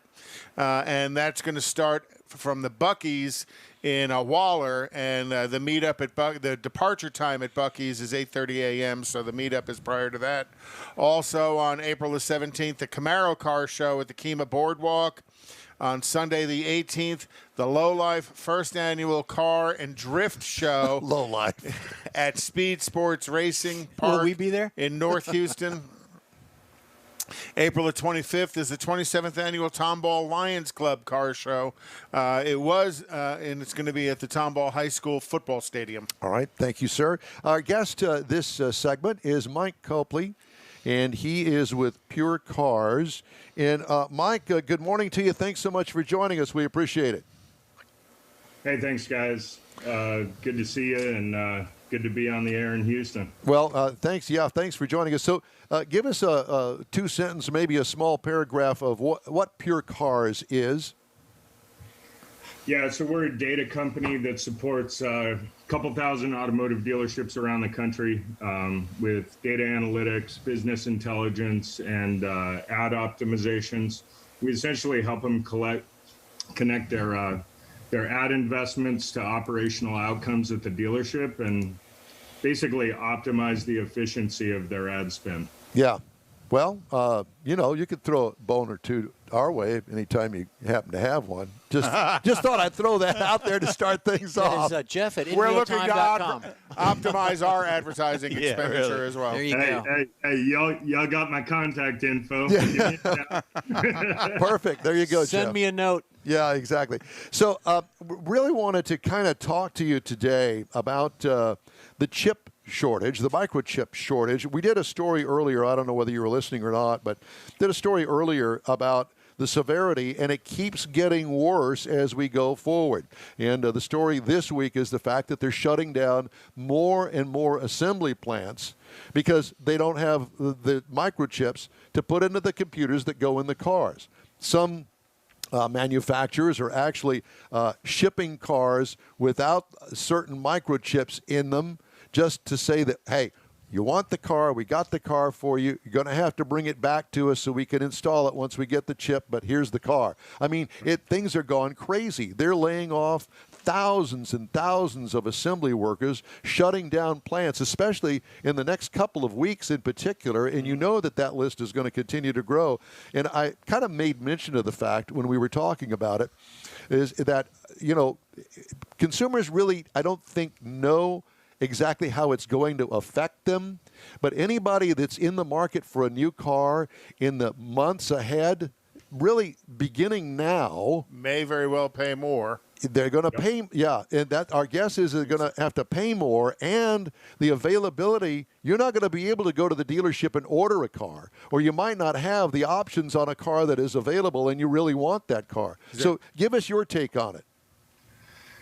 Yeah, I think this is another rolling impact of a pandemic that's creating like shifts in human behavior globally, and my neighbor is He's a IT specialist in aviation, cybersecurity and whatnot, and avid gamer. And we were talking about it the other day, and the amount of people that are moving into home offices, working from home, the demand for just graphics cards at scale, right? It's fundamentally changed the entire ecosystem. It's impacting aviation, it's impacting automotive, and it's going to continue for some time, right? I think dealerships that we work with have felt the supply pinch a couple times already, right? With plant shutdowns because of the virus and a whatnot. year ago, right? And so they're getting fairly comfortable with it in the sense that, consumers have been paying MSRP for cars for close to a year now, right? Because there has been shortages. I think you see this shortage impact for quite some time to come, though, just because there's such an exodus now from big cities. You guys feel it in Texas, right? Like all of the tech boom that's happening in Austin now because everybody's folks leaving in San Francisco California. realize they don't need to be there anymore, right? Yeah, we just hope they leave their voting habits in California. But that's a different show altogether. Yeah, that's a different program. But you mentioned this, that the transition of people going to work at home and their need for a better graphics package, the same number of chips are being produced. They've just switched what they're building with them, dropping the automotive industry to a large degree and pushing that home computer, laptop, handheld device, gaming device, that's where the chip production has moved to. Well, that, and then you think about, it would be impressive to see Zoom's server capacity needs today versus what it was a year ago. Right. Yep. Google, Amazon server capacity needs. These guys are scaling up in a massive way with all of the communication that's moved into this sort of virtual space. And need the hardware to support that. Yeah, and it probably dwarfs the demand on the consumer side, but that rolling impact is going to happen everywhere, right? And it's more impactful to the automotive industry now because of how much computing power is in every car that's produced. And in the consultant work you're doing, do you find that a lot of new car dealers are depending more on their used car operations for profitability because their new car operation is kind of tightened up a little bit? Yeah, well, the most nimble dealers are following the market, on a day-by-day supply-demand basis. And they're looking to essentially hedge the business on the used side constantly. Which is good for the consumer, because it's driving demand for used cars up, which in turn should be driving prices paid for used cars up as well. Yeah, 100%. And the other piece that's driving the used car market right now is just, the average price for a new car now has gone upwards of $40,000, right? And so the used car market's going to expand significantly over the coming years. There's a reason and a lot of research behind why Carvana and Vroom and all of these guys are seeing the explosive growth that they are, right? And all of that disruption is happening because, the majority of buyers, everyday blue-collar workers raising a family, would much rather buy a low mileage used car and get a little more bang for their buck, right? Right. So it's all coming. I think that we have yet to see the ultimate outcomes of what the new reality looks like. But dealers are hedging. I mean, they're nimble. They're a nimble business sector. They've figured out how to remain operational even through full lockdowns, right? We were pivoting our car dealers into like home delivery, fixed operations, turning wrenches, and picking up and delivering cars, right? So it's been a little bit of an adventure, but the dealers are definitely surviving it quite well, and most of them saw all-time profits last year. And they've had to adapt to the new market. And it seems like they've done a very, very good job. And some of them have tried some things that have worked spectacularly. Some of them have laid a couple of eggs and then transitioned to other things that people are working. So with the way dealerships, everybody tries something a little bit different, and then they follow those components of the business that work well for them. The automotive industry is always pivoting in some direction. Correct. Mike, I have to tell you that I did talk to a general manager. He runs actually 3 or 4 brands out of different storefronts. And I asked him, I said, so I know that the chip thing is really hurting your business. I said, so what is that you're actually really dealing with? He says, I am buying every single car that I can buy right now, new and used. So there's a huge demand that he, as a dealer, has just for inventory of any kind or type. I mean, he'll buy anything pretty much. Yeah, 100%. And you know, the opportunity there is tactile, right? Like when the demand goes up the way it has, right? You see auction prices get pretty heavily inflated as well. Yeah. So dealers who are smart and making data-driven decisions are always looking at, okay, if I don't have cars to sell, how do I pivot my ad budgets into a place where I can reach out to my existing customer base and ask to buy their car back from them, right? Because over the last year, dealers have been able to give people top dollar for their trades and still be buying that car for less than what they could buy it on the wholesale market. So it's an interesting paradox. And, you know, manufacturers, dealers are all adjusting to more data-driven business because of this. Frankly, dealers actually don't mind having less stock because in many ways it allows their negotiation process to be a lot easier, right? They make more margin. They have a happier customer because the customer understands that, hey, you know, I'm taking what I can get with limited supply. And lower cost because they're not carrying such a finance burden as well. On their floor plan, yeah. Yeah, 100%. And then, you know, you're also seeing innovation that's changing the business, right? Say what you will about Carvana and Vroom. I know, like, the dealership community was not super happy about the Vroom Super Bowl ad, if you saw it. Yep. But, you know, in the bigger picture, I look at it as evolution of the industry, right? These guys are disrupting, and they're forcing dealers to sort of move and face the reality that, hey, if we eliminate friction for the customer, they might actually just buy the car with less brain damage and back and forth.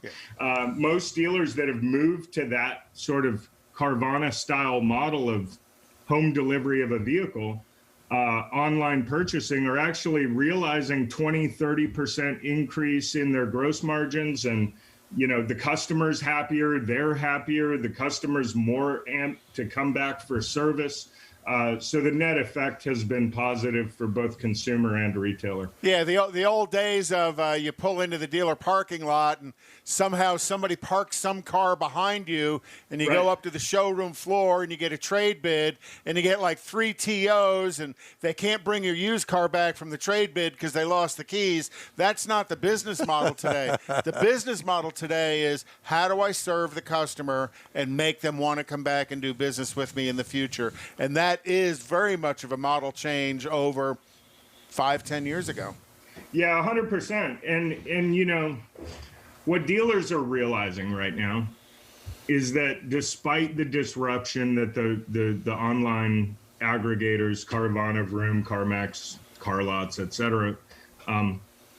Outside of that disruption, right, if the dealer is able to basically address 4 things.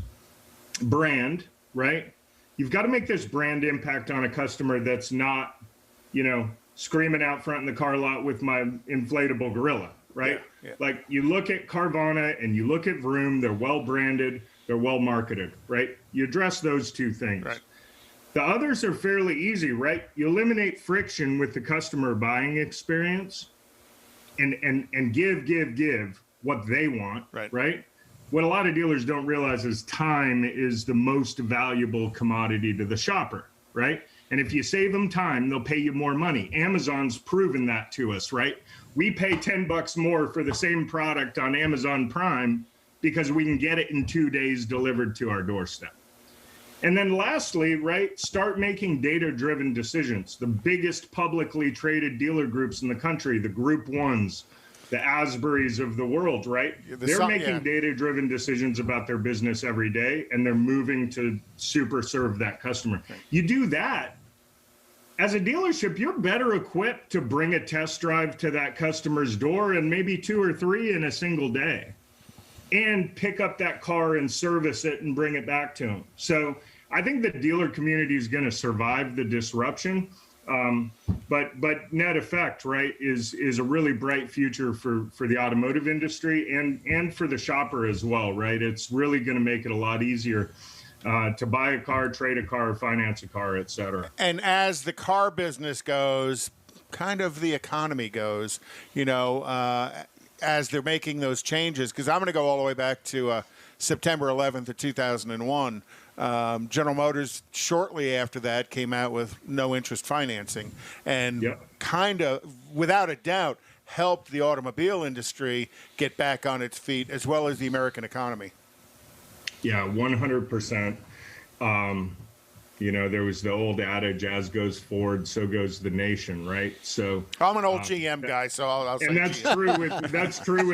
That's true with GM too. And I'm glad you are, because that's where I was pivoting, right? One of the things that you really see right now that's going to be interesting over the coming 10 years is really GM's commitment to move their entire fleet into EVs, right? Hopefully we'll have enough power to charge all of them, but that's another story. Amen. But with those moves, right, the industry is going to tackle a whole new challenge, which will be tactile to you guys, which is, when you've got basically an electrical skateboard, how do you maintain the Americana romance of wrenching on a car, making it your own, et cetera? That's right? a good analogy. And there's a fine balance to be struck there. Porsche did a decent job with that new with the new Taycan. Taycan, right? But Mustang Mach-E. You're going to see a lot of successes and failures in that space over the next 10 years. I can assure you, it'll be an interesting game. So. And again, Tesla being the disruptor, because Tesla being the big disruptor, right. Yeah, and. I'm a car guy. I'm around the business. Tesla's a force to be reckoned with. And they operate within their own business model that's very much outside of the retail dealership equation. 100%. And one of the things people don't realize about Tesla is half of the value and unique element of Tesla is that behind the manufacturing and retail operation is one end-to-end software platform that makes data-driven decisions on everything from production line to retail to recalls, you name it. It's an impressive model and one that definitely has the attention of GM and all the other major manufacturers. Matt Copley, it is great to talk to you. Thank you so much. Can we hire you here for consultation on the In Wheel Time show? Guys, I'd love to come back anytime you have me, and I'll keep listening on YouTube and catching up with what you guys are doing down in H-Town. Well, thanks so much, and we hope to talk to you again soon, get another update from you. Thanks again. We'll talk to you soon. Appreciate you guys. Thank you. Matt Copley is with a company called Pure Cars. Good interview. What a great, that was fun. Good information. All right, time now for This Week in Auto History. And, this period of time that we're living in right now is going to go down in automotive history, not only with the pandemic that we're trying to get out of, still dealing with that, but also this huge problem with microchips in automotive manufacturing. I mean, it's a big time in the auto industry. So. All right, auto history. So, Jeffrey, if you'll run the video for me. This week in automotive history, in 1920, hold on, I got it. Walter P. Chrysler resigned as executive vice president in charge of automotive operations at General Motors.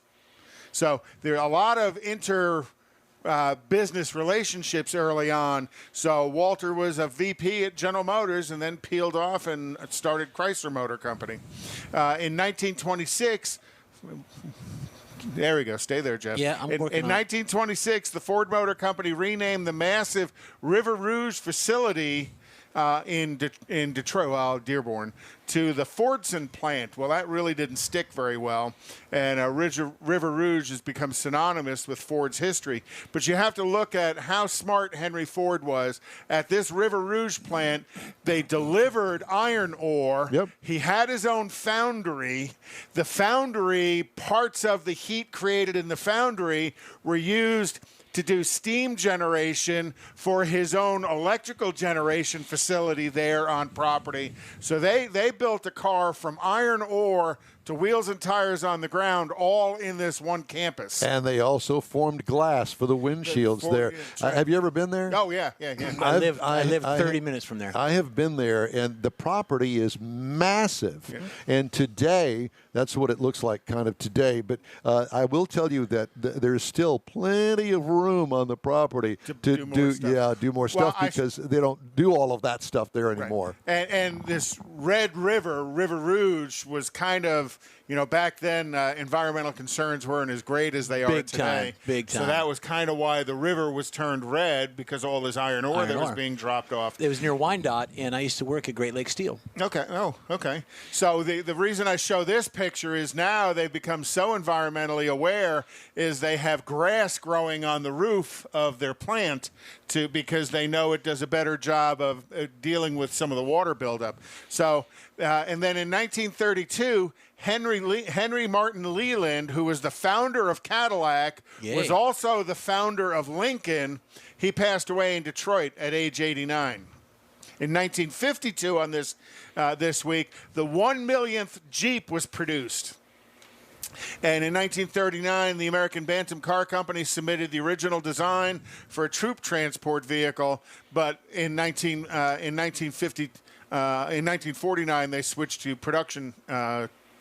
Consumer production. In 1954, stockholders in the Nash Kelvinator Corporation and Hudson Motor Car approved a merger of the two companies, which would later form American Motors Corporation, that was recognized as the most successful post-war independent manufacturer.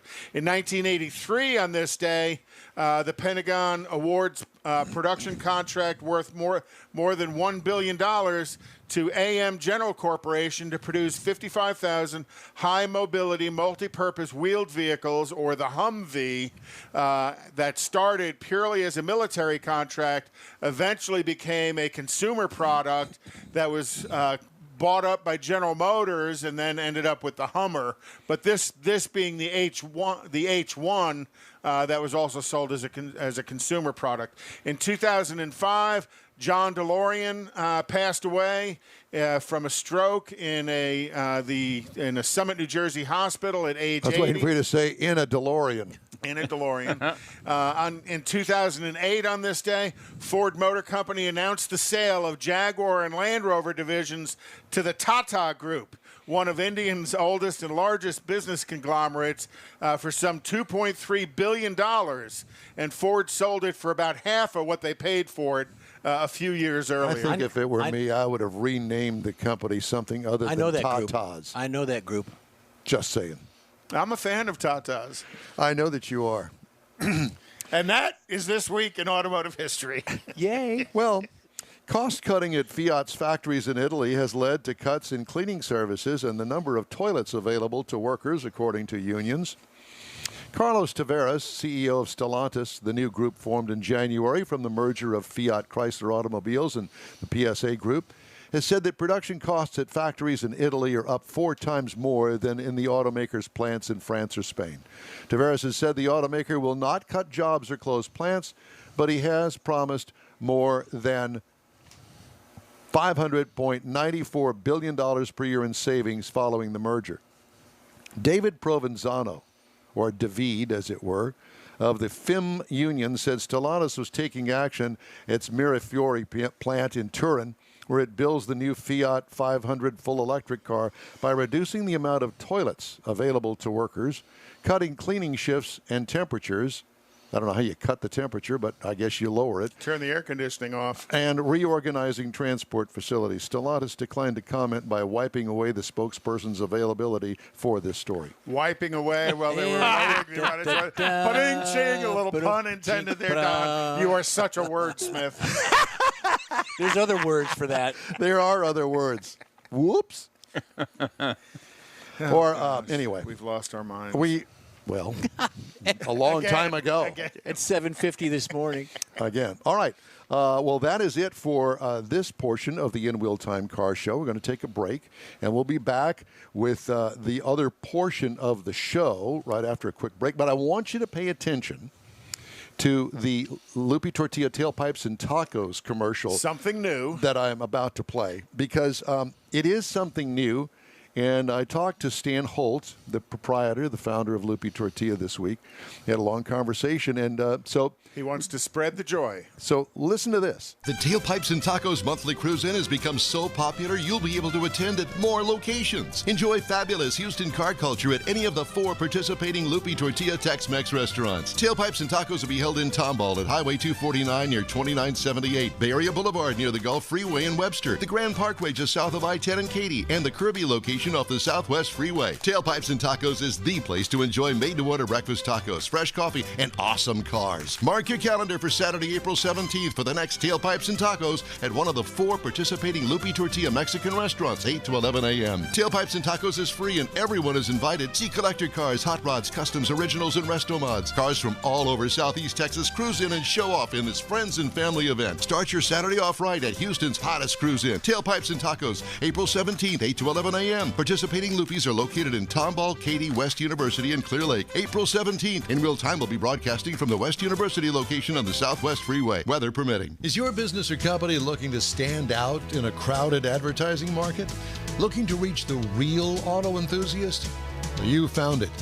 You're listening or watching In Wheel Time, and so are your fellow enthusiasts.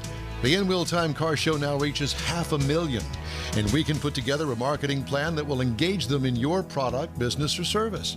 To get the tires rolling, just shoot us an email to our marketing director, Jeff Zekin. His address is jeff@nwheeltime.com. If you're in charge of your company's small, medium, or large business anywhere in the U.S., let the On Hold Company help you retain customers and promote your business on your telephone system. Promote special sales or company info when placed on hold. The On Hold Company provides custom on-hold messages with professional male or female voices, licensed background music with no long-term contract, no monthly recurring bill, and updates your messages as needed. Call the On Hold Company at 713-223-HOLD or go to onhold.net. Celebrating 10 years of award-winning car talk, it's the In Wheel Time Car Show. Coming up, we talked to Kara Benrend. I hope that's pronouncing her last name right. Or is it Berend? Whatever. We're gonna get it straightened out. The first disabled female SCCA licensed driver. Jeff is going to review our pre-owned car of the week, the 2018 Tacoma, and we'll have a look at some of the upcoming racing events on the calendar. Plus, we'll have Conrad's Car Clinic and the stories making auto news headlines. That and more coming up on today's In Wheel Time Car Show for Saturday, March 27th, 2021. Howdy along with Mike out of this world, Mars, King Conrad DeLong, Jeff Zekin in the corner. Woo-hoo. And Don Armstrong here. So glad that you could join us. Let's just get right to our guest this time. And she is Kara Berend, is it? Yes, sir. I got it right. Yay me. Well, I knew that I would screw it up right out of the box, and I didn't mean to, so my apologies. Hi, Kara. How are you this morning? I'm doing well. Thank you for having me. How are you guys doing? Very well, thank you. Where are you located physically? I am out of Phoenix, Arizona today. Phoenix, okay. Phoenix, Arizona. Okay, well, because we've got a big SCCA event going on here in town. It is the solo, the TireRack.com SCCA Solo National Tour that you probably know about, but we've already talked to somebody about that. We wanted to talk to you today about your SCCA experience. Yes. Well, go right ahead. No, that's okay. Looked like you were struggling for a word there. It's kind of like the. See? I'll take over. Go ahead, Jeff. Yeah, Jeff. How are you? I already asked that question. We're having a good time here. I was trying to think of the Andy Griffith Show where somebody said the last word, and I think that it was Barney Fife, said the last word of every sentence for somebody. So okay. Does that make me Barney? Yeah, you're Barney. That's okay. Anyway. So, Kara, tell me about your experience at SCCA. Yeah, so I don't actually have a whole lot of on-track experience as of right now. My first real big SCCA experience was the hands-on driving academy down at MSR Houston. Oh, really? Okay. So, do you live in Phoenix, or are you from here? I live in Phoenix. I came down just to attend the academy. There's really no other hand-controlled academies available. So that's cool. I have to ask you, for our listeners' sake and mine too, for everybody's sake, how are you disabled? What is your disability? Yeah, so I was in the Air Force, and back in 2015, I went in for a routine bunionectomy, and I came out with a neurological disease that progressively paralyzed me over 5 years. Oh, my gosh. Well, sorry to hear that. But I don't know how it's affected you, but it clearly hasn't affected you as far as driving skills are concerned if you're the first disabled female licensed driver in SCCA. So how did that come about? How did you get into SCCA? It started, I've been kind of in the off-road world for a couple of years now. I did the Rebel Rally, which is a really long endurance race. Yes. With no GPS, it's all navigation. So I really have a love for driving, and any chance I can get into a car, I will take it. So I wanted to go fast and as fast as possible, and there's really no way to do that other than to get into racing and actually get into the sport itself.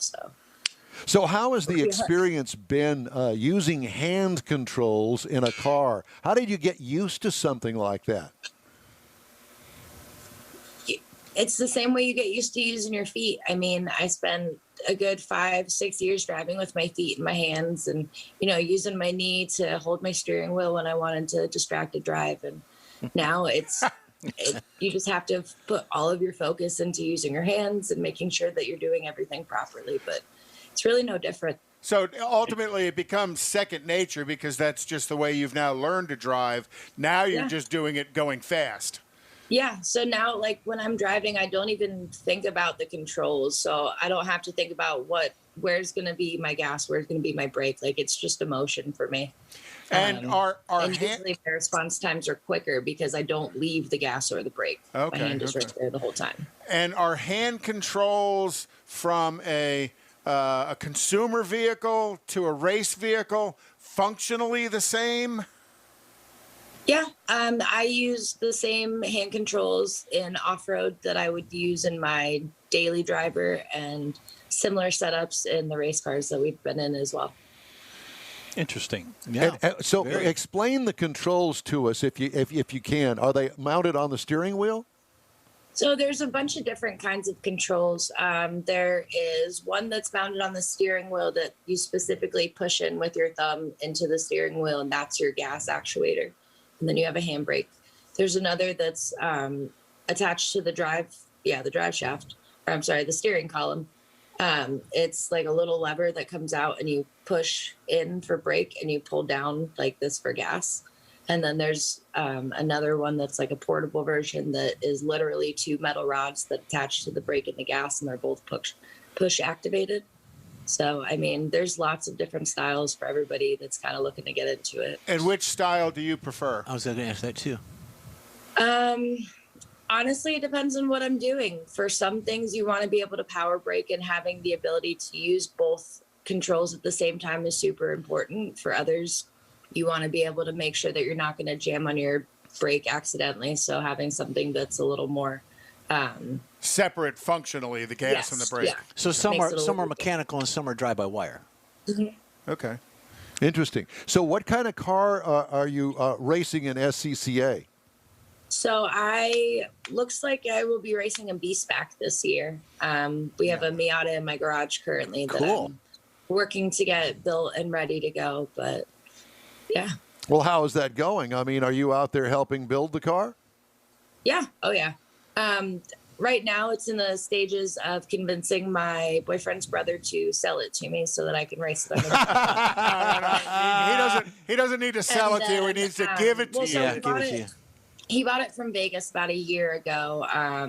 Still hasn't had the title switched over. We've been having some emission problems with it. So I was like, hey, bud, let me just buy it. Let me race it. And he's slowly dwindling him down. So work on the boyfriend a little bit harder. He'll get it done for you. We'll have him watch the show. We'll convince him. Yeah. Exactly. I'll go wake him up. We can grab him now. Okay. We're good. So there are some other challenged people that are driving professionally racing. I know they're in the IMSA series. There's another veteran who's been driving. Do you get an opportunity to talk with other challenged folks in the racing world to get any coaching or counseling or mentoring from them? In the off-road world, I haven't really had that chance in the SCCA world yet. So I'm kind of hoping to be able to make those connections soon. Okay, cool. But yeah. We'll invite any of our listeners that are interested in throwing some sponsorship your way. Get a hold of us at info@inwheeltime.com, and we will connect you and see if we can offer any help on that. Don't know if we can or we can't. It's always worth asking. It's always an opportunity. Yeah. Yeah, thank you so much. So when is your first event coming up? So I'm actually going to be headed down to Houston to do the wrench rally. So we'll start in Houston and end in Las Vegas. Yeah, Richard and the wrench rally. There you go. That's going to be a fun event. We'll probably be following you on the app, which we did on the Seattle to Houston run, which is the app's a lot of fun. It's almost comical listening to some of the things they're saying to each other. What kind of car are you going to enter, and who is your crew, your four-person crew? Yeah, so we're still getting the crew together right now, but MSR Houston and the Hands-On Driving Academy is actually donating a Chevy Sonic that I'm going to be rallying up to Vegas. It's going to have hand controls in it, so hopefully we'll be able to get a vehicle to somebody that needs it. Are you going to have a 4-person team? Yeah. I'm thinking because my granddaughter just got a Sonic, and I've been kind of helping her with it a little bit, and I'm thinking, you're going to put 4 people in that? Oh, yeah. Why not? I don't need legroom.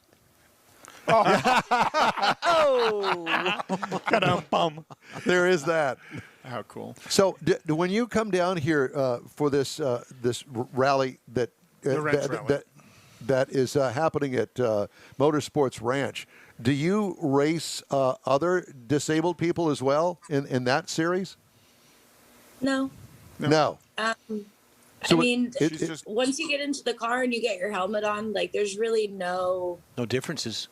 There's no difference. The car is the equalizer, and we just kind of let that speak for itself. And what about other disabled people that come down there to learn how to race in a car that's set up for a disabled person? Mm-hmm. Yeah. So that's the great thing about the Hands-On Academy is there's no other place in the country you can actually go down, get a vehicle with hand controls, and have somebody that's knowledgeable on the systems and the controls, and get out there and make you confident. And that's the big key, is somebody who knows what they're doing and knows how to adjust them so that the return and the relays are always working to your skill set. So and it was originally started for people like you, veterans, wasn't it? Mm-hmm. Is it open to the public now, the school, or is it still kind of focusing on veterans? I think it's still focusing on veterans, but I think if somebody, were really, really into it and they were to contact James and say, hey, James, this is something I really, really, really want to do, I don't think he's going to tell you no. Yeah, it's all about helping people anyway. Yeah. Yeah. And you had talked about 3 somewhat different styles of hand controls. Do they give you at this school at MSR the opportunity to experience each of those 3 different styles? So I had experience on 2 of them, and then the 3rd style is actually what I run in my vehicles up here in Phoenix. Okay. So, but I did get to experience the other 2 and go around the track quite a few times, and it was fun. MSR One of them was a little bit of a learning curve because I'm not used to having a handbrake, so I was like, weird, but we got it together. You don't need brakes in racing anyways. You don't need brakes. Yeah, and MSR is a fun track. It's a pretty cool track to drive. We've done it a couple of times. So after Wrench Rally, what is your plan? I am headed to my best friend's wedding. Oh. And then... Are you driving? I'm driving to her wedding. Yeah. Okay. We'll be in Joshua Tree. She's getting married in the middle of the desert. It's Cool. going to be super beautiful. But part of as far as the racing, so it's going to kind of depend on when the Miata's ready to go. Is that basically, or when, so James down at MSR Houston has been talking about doing, letting me race one of the beast backs that they have down at the school. Oh, okay. So, okay. We're gonna work on that and work on getting the Miata together, and hopefully as soon as I have something that's like concrete, I will be in the rosters. Work on the boyfriend to get the Miata down. There you go. Yeah, get the donated Miata from his brother. Oh no, we still gotta buy it. No, he needs to donate it. Yeah, he really does. There you go. That's what you need to work on. Just let us be your agent, okay? We'll get it all worked out for you. Wait a minute. Then she won't talk to any of us. That's right. Kara, it's great to talk to you. Thank you so much for joining us today. We really appreciate it. Thank you so much for having me. You're very welcome. We need to check back with you when you kind of get things rolling here. The Wrench Rally. That'll be our Absolutely. next show. Yeah. Okay, so we'll look forward to that, and we'll talk to you soon. Awesome. We'll see you guys soon. Thank you. Thank Kara you. Barron, the first disabled female SCCA licensed driver. Gotta love that. Yep. Okay, I've got something that I wanted to mention to everybody. April 8th through the 10th, Mecum auction over at NRG Center. Don't forget, tickets are now on sale for the Mopar Express Lane NHRA Spring Nationals presented by Pennzoil. We will be at Houston Raceway Park in Baytown, May the 22nd, which is the Saturday. May the 21st, I believe, we're going to be Houston Auto Show. Houston Auto Show. There you go. Finishing my sentences again. There you go. I see what you're thinking. Yeah, is that what it is? I see what you're thinking. You know, that worries me. Aunt B used to do that too. Yeah, Aunt B. Radar. That's true. Radar. God. You are my Henry Burns. Hot lips. I want No, he's not my Hot Lips, but thanks. This is kind of a news story and kind of not. So we're just going to class it as not. But I did want to get this story in. It's kind of long. General Motors, considering a page out of Amazon's playbook. Now, you must listen to this, okay? With a plan to stock electric vehicles at regional hubs to ensure quick delivery to nearby dealerships. Now, this has been done in the past. GM strategy could decrease dealers' floor plan costs and allow retailers in markets that aren't ready for significant EV volume to use the lot space for bigger sellers. As customers increasingly show willingness to buy remotely without browsing in person or taking a test drive, dealers may have less need to keep a wide selection of every nameplate on site. The pools, as they call them, would be designed to provide dealers additional inventory options to meet EV demand and to increase delivery speed for the freshened Bolt EV and the new larger Bolt EUV, both set to arrive at dealerships this summer. Why are you laughing? Well, because this is a plan to dealers don't want to inventory them because of the cost of floor plan expense and the presumed non-sales rate that may happen with these. So GM's going to inventory them for the dealerships locally so they can call and get one door dashed to them to sell. Yeah. Because So there are no firm plans for EV pools yet, but GM is considering running a regional pilot with the Bolts toward the end of the year. Seems is like Bolt that big of a seller? In San Francisco, it's huge. You see Bolts everywhere. It's not San Francisco. That's why they're going to have a pool. I just find it ironic that they're going to store electric vehicles in a pool. Oh. Ba-dum-ching. Yeah. Sorry. If GM eventually creates centralized pools for its entire portfolio, EVs as well as gasoline-powered vehicles, the dealer worries about competing with retailers down the street. If every dealer has access to the same inventory, the dealer said, when customers select vehicles online, why would they pick me? Think about that. That's as we go back to the previous interview, it's going to be how you treat the customer, how you simplify the purchase process, how you deliver your brand as a dealer to that customer, because they're going to be able to buy the same vehicle from everybody in town. That's right. I'll tell you what, like our earlier guest said. Matt. Thanks, Aunt B. I'm going to come over there and slap you. And you'll like it. That's the problem. Oh, please. Oh, please. God. I'll give you 5 minutes to stop. Okay. Well, I think the issue is going to be the demand in certain markets for EV vehicles, and that's the whole purpose of what they're doing with this pooling. And I wonder if they're going to do that pool out there at the Westfield Railhead, which is where vehicles to a large degree come in on the railhead and get stored, because that's going to make it much easier because they already have a facility there to do that. That would be those that come out of Michigan or elsewhere around the United States. But how about those in Mexico? They don't usually go up there.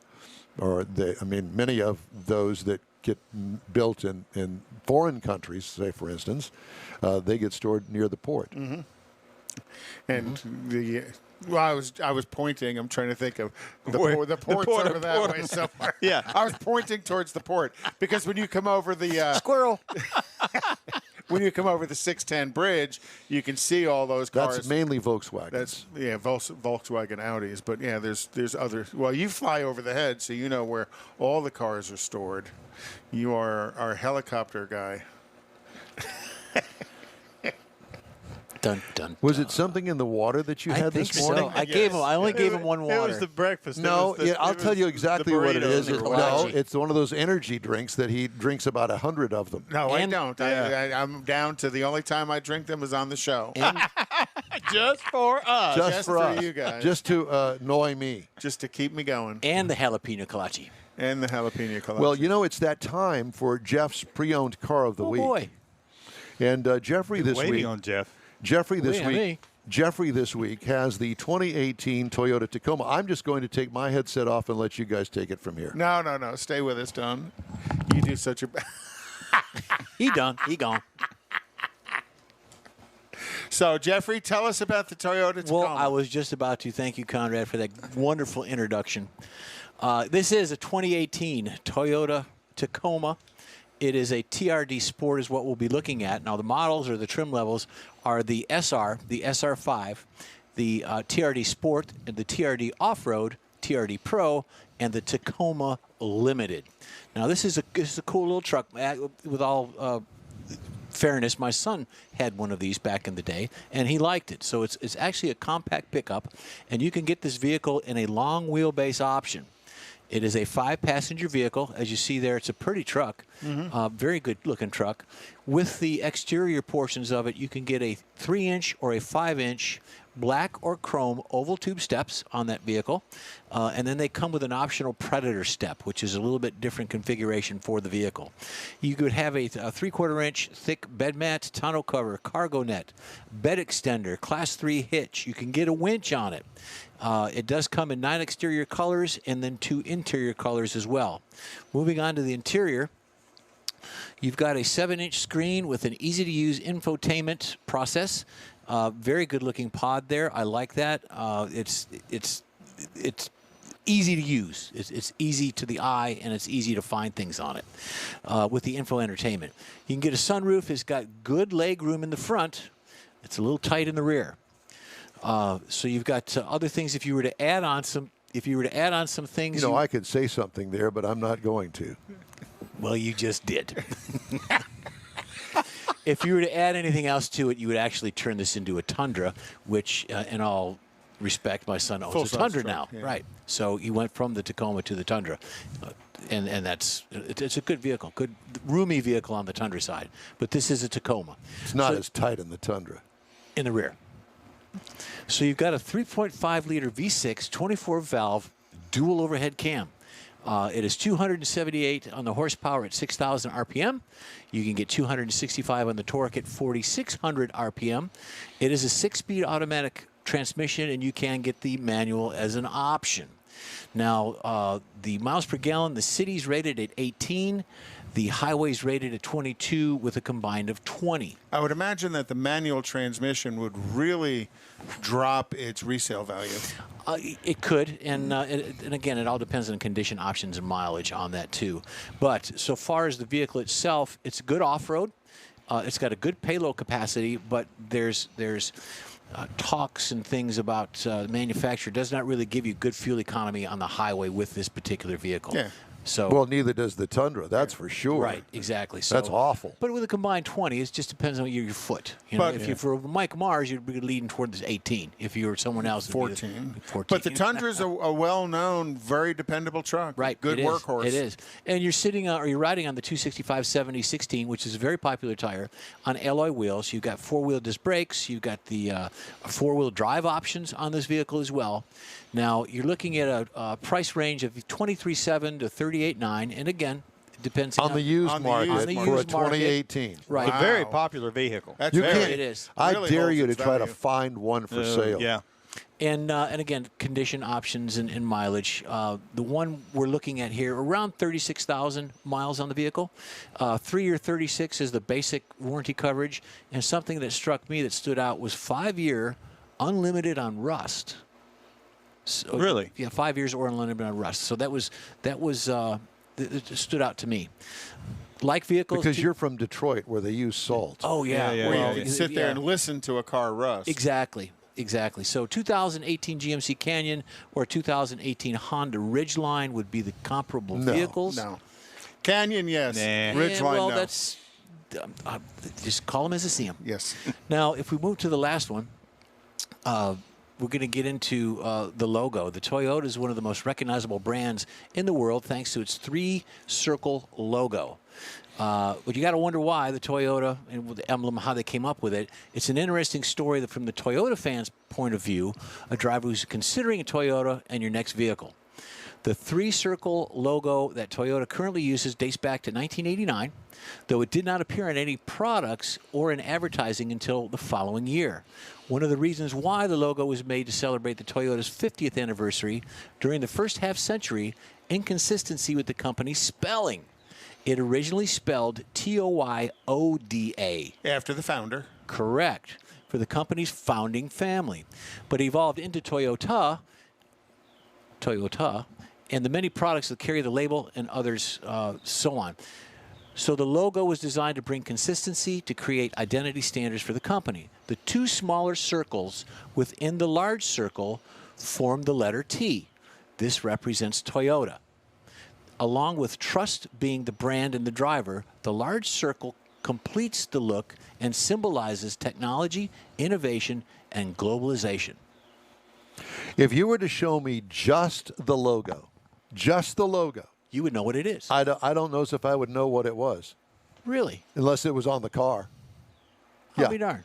For me personally, it just doesn't. Now that's It's always kind of come off as a bull to me. Yes.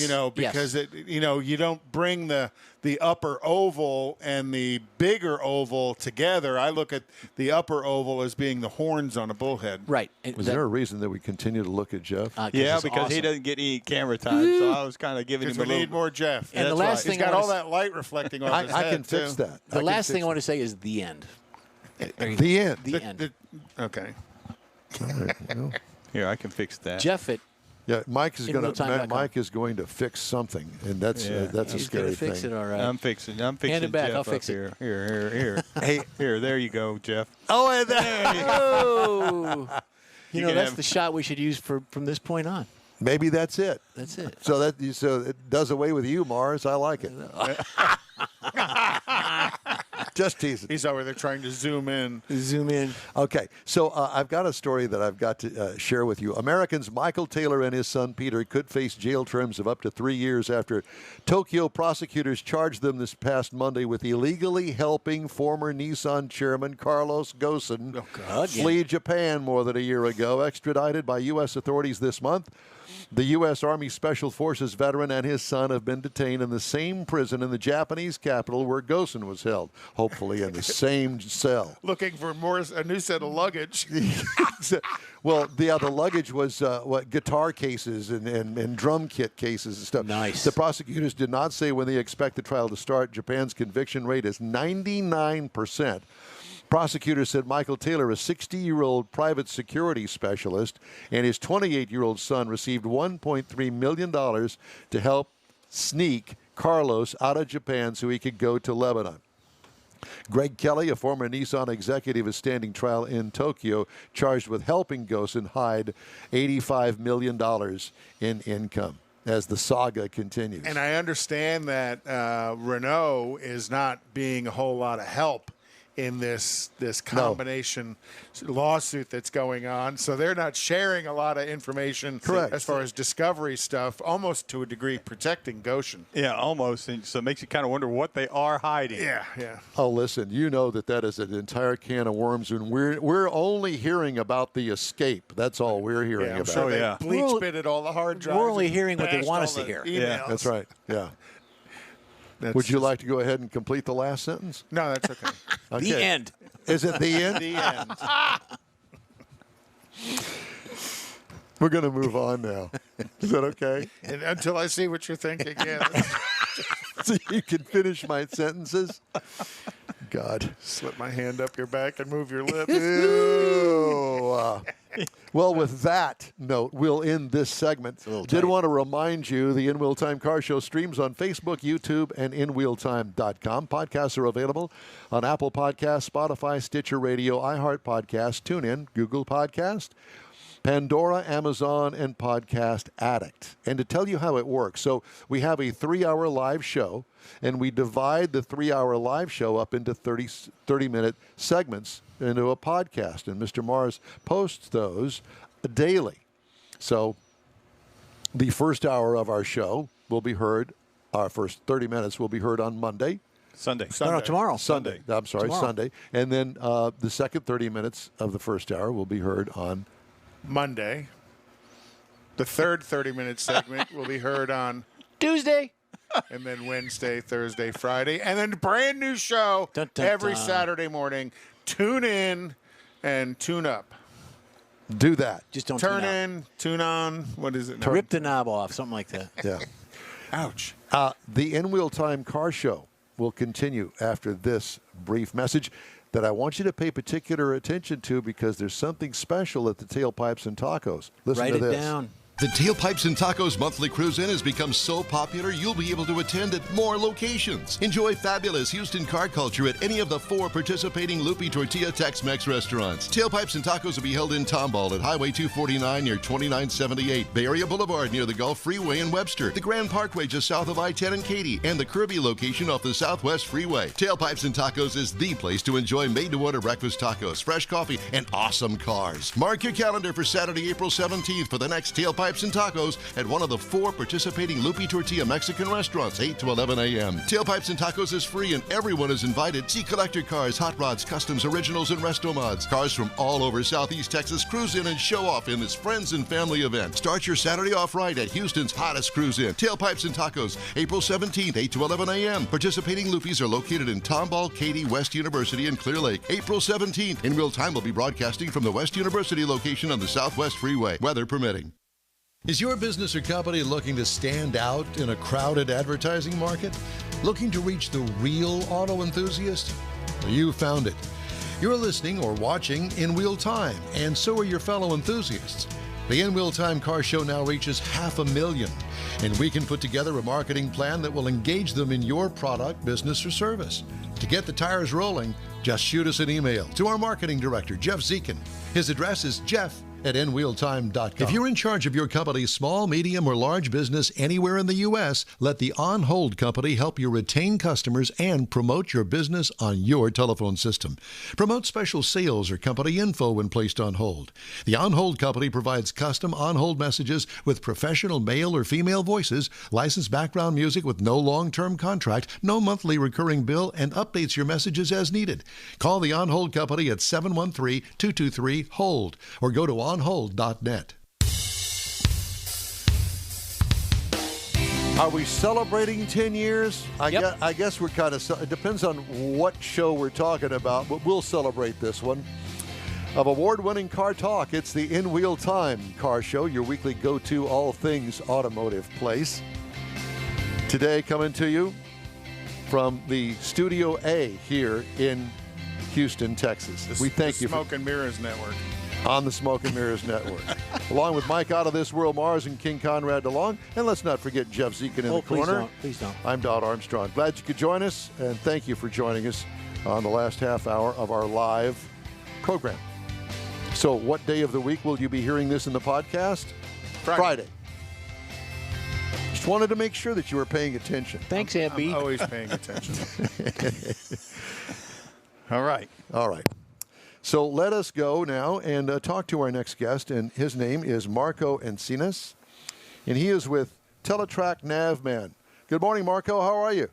Good morning. Doing well. How are you guys? Well, very well. I love the fact that you're wearing a headset. We can hear you so clearly. It's great. I wish everybody did that.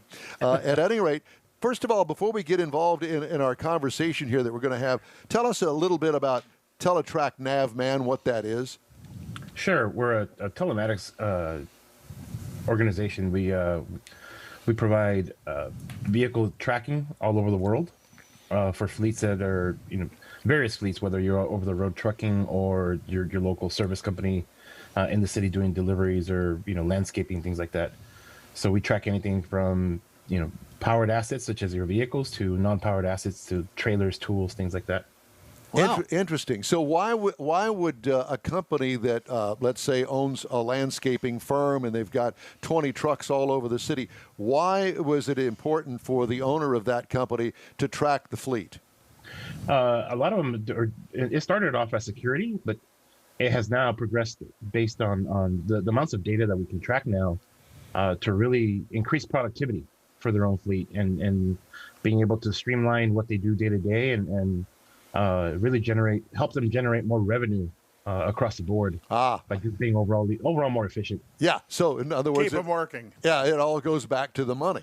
And how important is that? So I assume that your business is growing rapidly in today's day and age. It really makes the investment to track your fleet really profitable. Yeah, from a business perspective, yes. But now the latest trend now is a lot of fleet owners are starting to pay more attention to driver safety and overall the safety of their fleets over the road. So through our data, we're helping them get a better control around driver training and being able to have more productive conversations with their drivers about how they're operating their equipment while they're on the road and just being a lot safer while they're driving. I was going to say, what is the most popular or the most sought after data that you provide the owner of the fleet? Well, the most sought after data is really a combination of things, right? It's GPS data and really how the vehicle's being used, whether it's speeding or running stop signs, or their vehicles just being misused while they're on the road, idling just left on all day.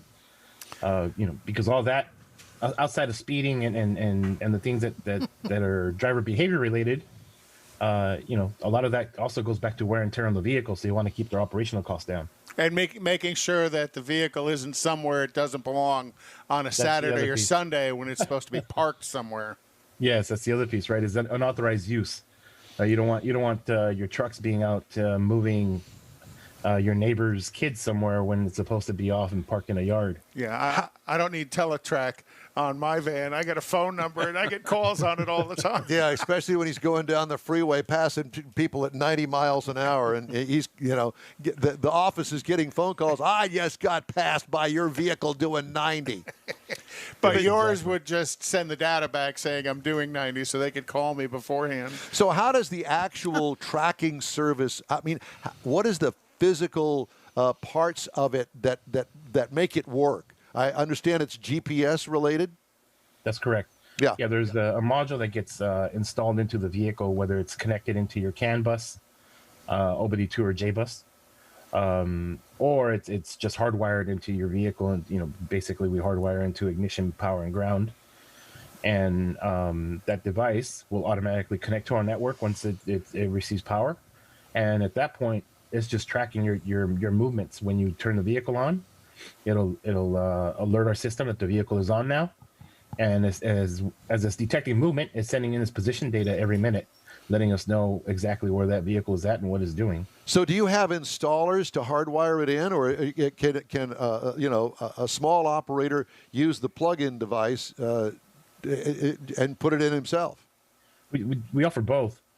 We do have installers that nationwide that'll go out and hardwire this equipment for you, or we'll train you how to do it yourself if you have a mechanic or somebody that does that type of work in your organization.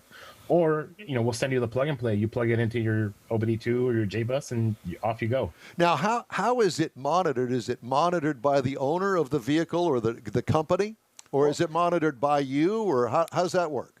No, it's monitored by whoever the organization deems to have those rights within the organization, whether it's the owner, the fleet manager, safety manager, whoever has those permissions to be able to go into the platform and monitor, then that's who has access to it. And so do you supply the software that goes on my computer so I can see where my fleet is? Yeah, our software is web-based, so you don't have to install anything. Okay. You just need a web browser and an internet connection, and with your credentials, you can log in and take a look at what that is absolutely fascinating. It is, because long time ago when I worked for the phone company, the local phone company, we started doing some of that. Of course, it wasn't well received by the technicians. Needless to say. And you had this big pod you had to install on top of the truck. But the reality of it was... And two wires that could accidentally be disconnected. And but to his point, it was basically to increase productivity, but there were several times whenever... the monitoring center, it had to be a center. It wasn't nothing like web-based that he's talking about now. This is so much better. But they could monitor and reach out, and if that technician didn't respond, they may try it a couple more times. Then they would get a hold of the manager and say, look, you got a technician out here. He hasn't moved in an hour, and he should have moved 30 minutes ago. He's sleeping. Not responding. Well, he's sleeping. Well, or he fell hurt. off the pole. Yeah, could have been hurt. Or he got into a car wreck, and nobody's known which caller to call it. And this one guy I was thinking about, he was actually so shook up in a state of shock, he couldn't tell him who to call to report that he'd been in an accident. And so there's a lot of value from a safety perspective as well as productivity in doing this. Marco, is there the only information that is available is tracking? I mean, could I find... With you plugging into the OBD2 connector, are you actually also sending back OBD2 data that the vehicle's producing on the CAN line? Yeah, so we're picking up all the OBD2 data, diagnostic trouble code information. Okay. Other auxiliary information too, such as seat belts, things like that. So there's a lot of data that's being communicated by our devices back to our system that gives you an overall solution on the back end. Now, the other thing about our system is you don't have to be logged in to know what your fleet is doing. You can set up alarms and essentially manage by exception. And if you're web-based, you could run it on your handheld device as well. Absolutely. We have apps that just, you can download the app from the Play Store, and you don't even need to go into the browser, right? So let me understand this. You are the big brother that I've always heard about all my entire life. Big brother's watching. Yes. I guess you could say that, yes. Absolutely. Have you been called that before? No, never been called the big brother. You will from now on. I Marco, think we've been called other things for sure. Marco, no you said fleets. Is there obviously fleets, numerous vehicles, numerous people using the vehicles? What is the smallest that you provided? For instance, I'm thinking there's a couple that For his granddaughter. No, there's a couple getting a divorce, say, and they want to track the other car. I mean, do you do that? We generally don't play in the 1 to 3 or 1 to 5 unit solutions. We generally play in the between 5 and 10 and above of that. Oh, well, for Don it would be 3 because he's got 3 ex-wives. So he'd have to get married 2 more times and divorced 2 more times, order for it and to then be- he could have 5. In order to be efficient. God. Yeah. No, I'm good with all of that. I wasn't going there, but yeah. So within the data that you're receiving, you said it will track diagnostic trouble codes. So if the car pops an airbag, it blows a whole bunch of DTCs into the system, so that you could see that data of SIR deployment, and then will it automatically contact EMS, or is it still the function of whoever the manager of the app or the manager of the software to contact EMS to send help? We won't contact EMS, but we will alert whoever you've designated as to receive those alerts. Okay. And those alerts, they don't have to be, the safety manager, fleet manager. It can be whoever in the organization who decided to receive that. So everybody. that could be one of the exception notifications, so that if I got my 10 vehicles out there, and one of them has a wreck, I'm going to get a notice if I set it up.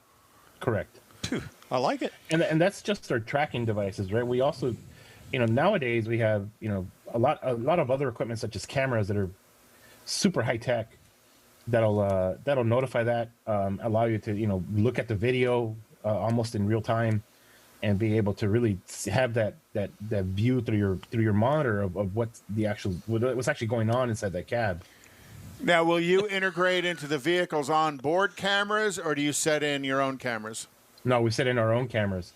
Our own cameras are all AI based. So outside of just detecting driver behavior around aggressive driving, it actually, as you're driving, it's monitoring its surroundings. It's reading how the distance between yourself and the other vehicles in front of you. It's reading, whether it's reading the stop signs and traffic signals, whether you run red lights or you roll through stop signs, or you're traveling above the posted speed limit. Is reading the speed limits off the side of the road. Oh. And then it's looking inside. That's kind of what I'm thinking. I'm thinking It's going to get me. that's what I'm thinking. I started working for the phone company when I was 19, and there was a lot of stuff we did that probably didn't want to see on the camera. 18, And we don't want to 19. even know about today. Yeah. These many years later. So at what point? So do you have a best of video you can play for us? I'm sure you guys get some pretty wild stuff on the videos. At what point, as a fleet manager, would it behoove me to actually look into some of the equipment that you service or install in the vehicles? Really, if you want to get to know what's going on with your vehicles outside of your yard, and not only just again, productivity and safety and the things that we've talked about already, but because of all the data we track, we also help you keep track of your maintenance and everything that's going on with those vehicles. That when they come in, when are they due for maintenance, what's been done from a maintenance perspective. So we also help you keep track of that too, right? It's not just about all about the money and the business and things like that, but it's also about just keeping your fleet in good health overall. Yeah, because on the OBD2 data, you're getting mileage and you're getting driver information, oil life index stuff, so you could feed that into the maintenance Because generally, if department. that truck is down, you're losing money. Oh, absolutely. Exactly right. Marco, Yep. does Teletrack Navman, does it help with insurance? It does. Some insurance companies will have that program where if the fleet is willing to share their GPS information with the insurance company, they'll give them a discount. Right? I mean, That's good. They have those programs. So is all the data outbound to you? Can you inbound commands to the vehicle? Like No, we don't write to the CAN. Okay. Well, my thought was, OnStar with the vehicle shut down and the door lock function, So you could not, if the driver had locked his keys in the car, you couldn't command the vehicle to unlock for them. No. Yeah, you're strictly collecting data that people can use. Yeah, like it's you all say. outbound from Which, the vehicle. you know, I can remember we used to have a technician that would come in at night. When the technicians got off, this guy would come in with his truck and service the vehicles. And it was always some last-minute thing. Some technician is leaving for the day, and he said, oh, by the way, I got a miss or I got this or got that. This system, he would know before he ever got there. Right. Correct. What he might need to fix the trucks overnight so they're still rolling the next day. How much does something like this cost? I assume that the more vehicles that you have, the lower cost per vehicle. Yeah, and that's exactly it is, right? Depending on the size of the fleet and your overall needs, what type of solution you need is going to run you the per vehicle price. Yeah, so you have a base price to monitor, and then it goes up from there. More services that you are asking, the higher the price. And the more vehicles you add brings the price back down. Right. You don't happen to have the Amazon account, do you? No. You want me to work on that for you? Because I got a feeling there's some big bucks there. Oh, man. Or Old Dominion. Old Dominion advertises that in their commercials. Yeah. I looked at an Amazon wreck the other day because I drive by the Amazon thing. Oh, my gosh. I can't imagine the guy survived the wreck. Yeah. It was bad. So the roads have been dangerous lately, for sure. They have. They absolutely have. So without naming it, what is the largest fleet that you currently have these? Number of vehicles. I believe the largest fleet that we have now is a little over 8,000 vehicles. Wow. So I mean that's significant, and I'm sure that you have the 8,000 vehicles because you offer a service that actually works for their needs. Yep, absolutely. Yeah. Yeah, because I'm thinking, the cruise I had, the most I ever had was like 20, 21 vehicles at a time. I can't imagine trying to keep up with 8,000. Yeah. You know, at a high level of oil changes and tires and just figuring out expense for 8,000 vehicles. Right. Not only that, right, but the drivers that drive those vehicles too, right? Yeah, that's another story. So, Marco, how do we learn more information? I mean, I'm sure that we've got listeners, viewers that watch our program that might be interested in this, or just out of the curiosity of how Teletrac Navman works. Yeah, you can, we have everything on our website for solutions and including studies we've done over the years around traffic and general road conditions and things like that. You can go to teletracnavman.com. How about coming back with us here in another month or so, and let's drill down to some of the things that you have found out over the life of your company that you could share with us regarding vehicle responses, vehicle problems, things that happen in traffic that you have come to know. A best of video. That's what I'm thinking, the best of video. Yeah, maybe not a video, but at least you could share with us some of the things that have got a red flag on them. Or Conrad's getting a new vehicle soon. Maybe we could put one in there. Yeah, test it. And maybe just use that as a... The phone calls are enough. So what do you think? Could you put together some stuff for us? Yeah, I think we put something together for you guys. I think that would be an absolute hoot, and we could talk about that. Some of the things that you've come across that are different when it comes to vehicle monitoring, and we could have kind of a best of show with you. PG-13. PG-13, yeah, no doubt. Yes, of course. All right, well, hey, it's great to talk to you, Marco Encinas, Teletrac Navman, fleet manager, artificial intelligence. I mean, we find it fascinating. It's every day for you, but for us, not so much. Yeah, absolutely. And I've got your website up on our social media. All right, Great. well, thanks again. Talk to you soon. Thank you, guys. All right. And by the way, while I got a chance, we wanted to mention that we'd love to hear from you. If you ever want to get in touch with us, shoot us an email. The address is info@inwheeltime.com. Okay, time now for Conrad's Car Clinic. What are we doing today? Well, it's been a long, cold winter, and with the arrival of warm spring weather, we start thinking about outdoor fun.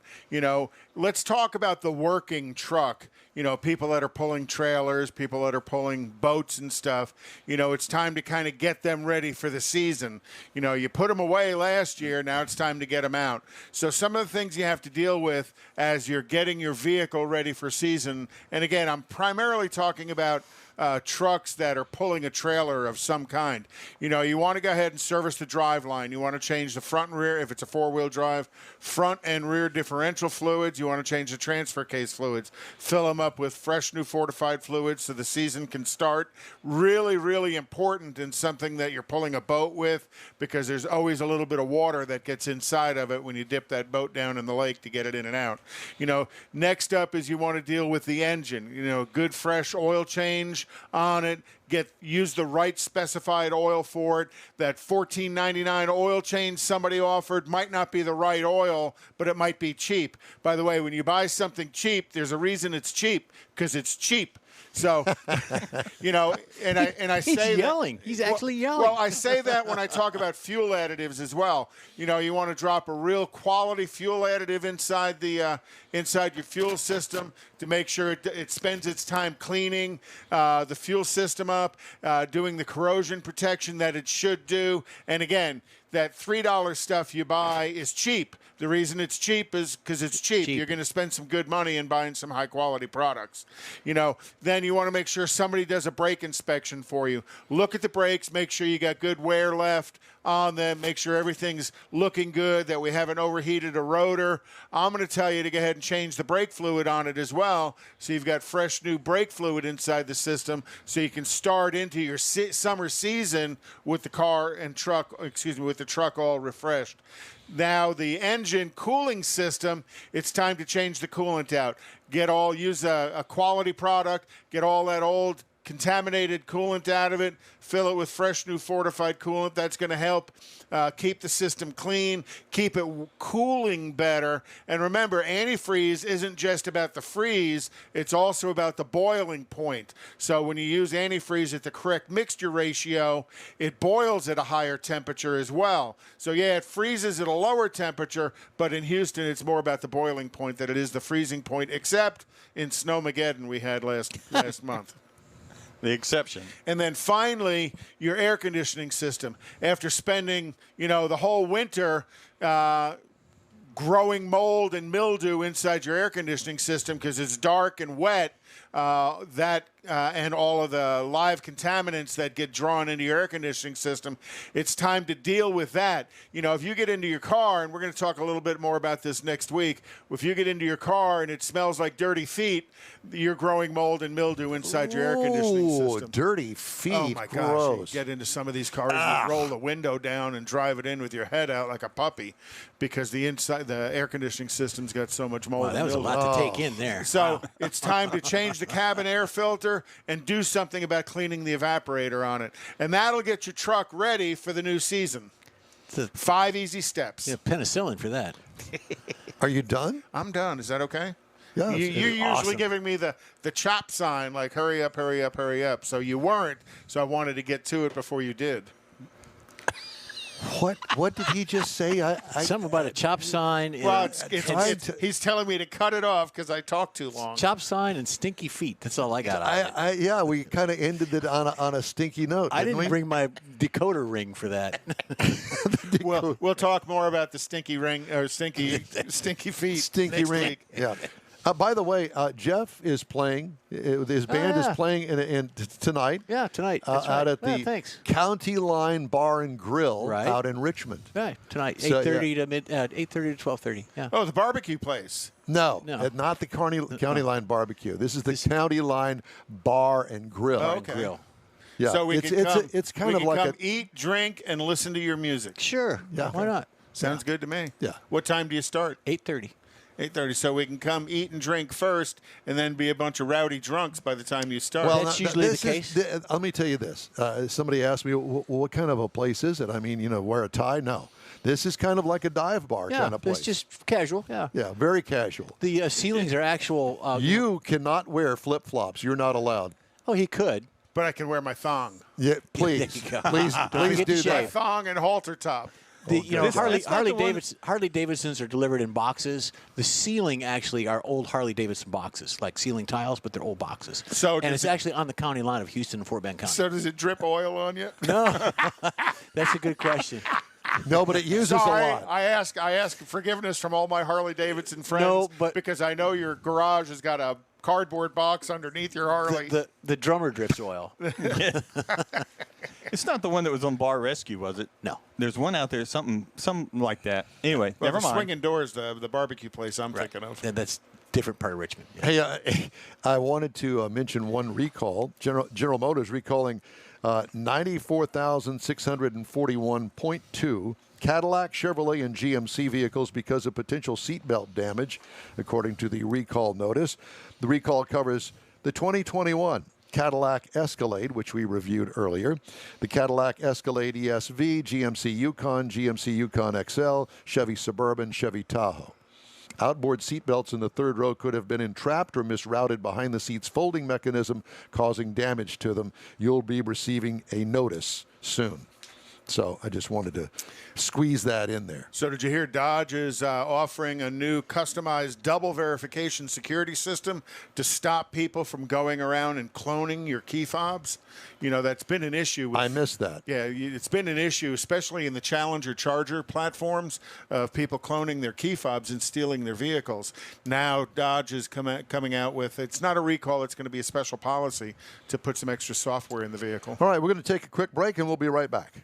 The Tailpipes and Tacos monthly cruise-in has become so popular you'll be able to attend at more locations. Enjoy fabulous Houston car culture at any of the 4 participating Lupi Tortilla Tex-Mex restaurants. Tailpipes and Tacos will be held in Tomball at Highway 249 near 2978, Bay Area Boulevard near the Gulf Freeway in Webster, the Grand Parkway just south of I-10 and Katy, and the Kirby location off the Southwest Freeway. Tailpipes and Tacos is the place to enjoy made-to-order breakfast tacos, fresh coffee, and awesome cars. Mark your calendar for Saturday, April 17th for the next Tailpipes and Tacos at one of the 4 participating Lupi Tortilla Mexican restaurants, 8 to 11 a.m. Tailpipes and Tacos is free and everyone is invited. See collector cars, hot rods, customs, originals, and resto mods. Cars from all over Southeast Texas cruise in and show off in this friends and family event. Start your Saturday off right at Houston's hottest cruise in. Tailpipes and Tacos, April 17th, 8 to 11 a.m. Participating Lupis are located in Tomball, Katy, West University, and Clear Lake. April 17th. In real time, we'll be broadcasting from the West University location on the Southwest Freeway, weather permitting. Is your business or company looking to stand out in a crowded advertising market?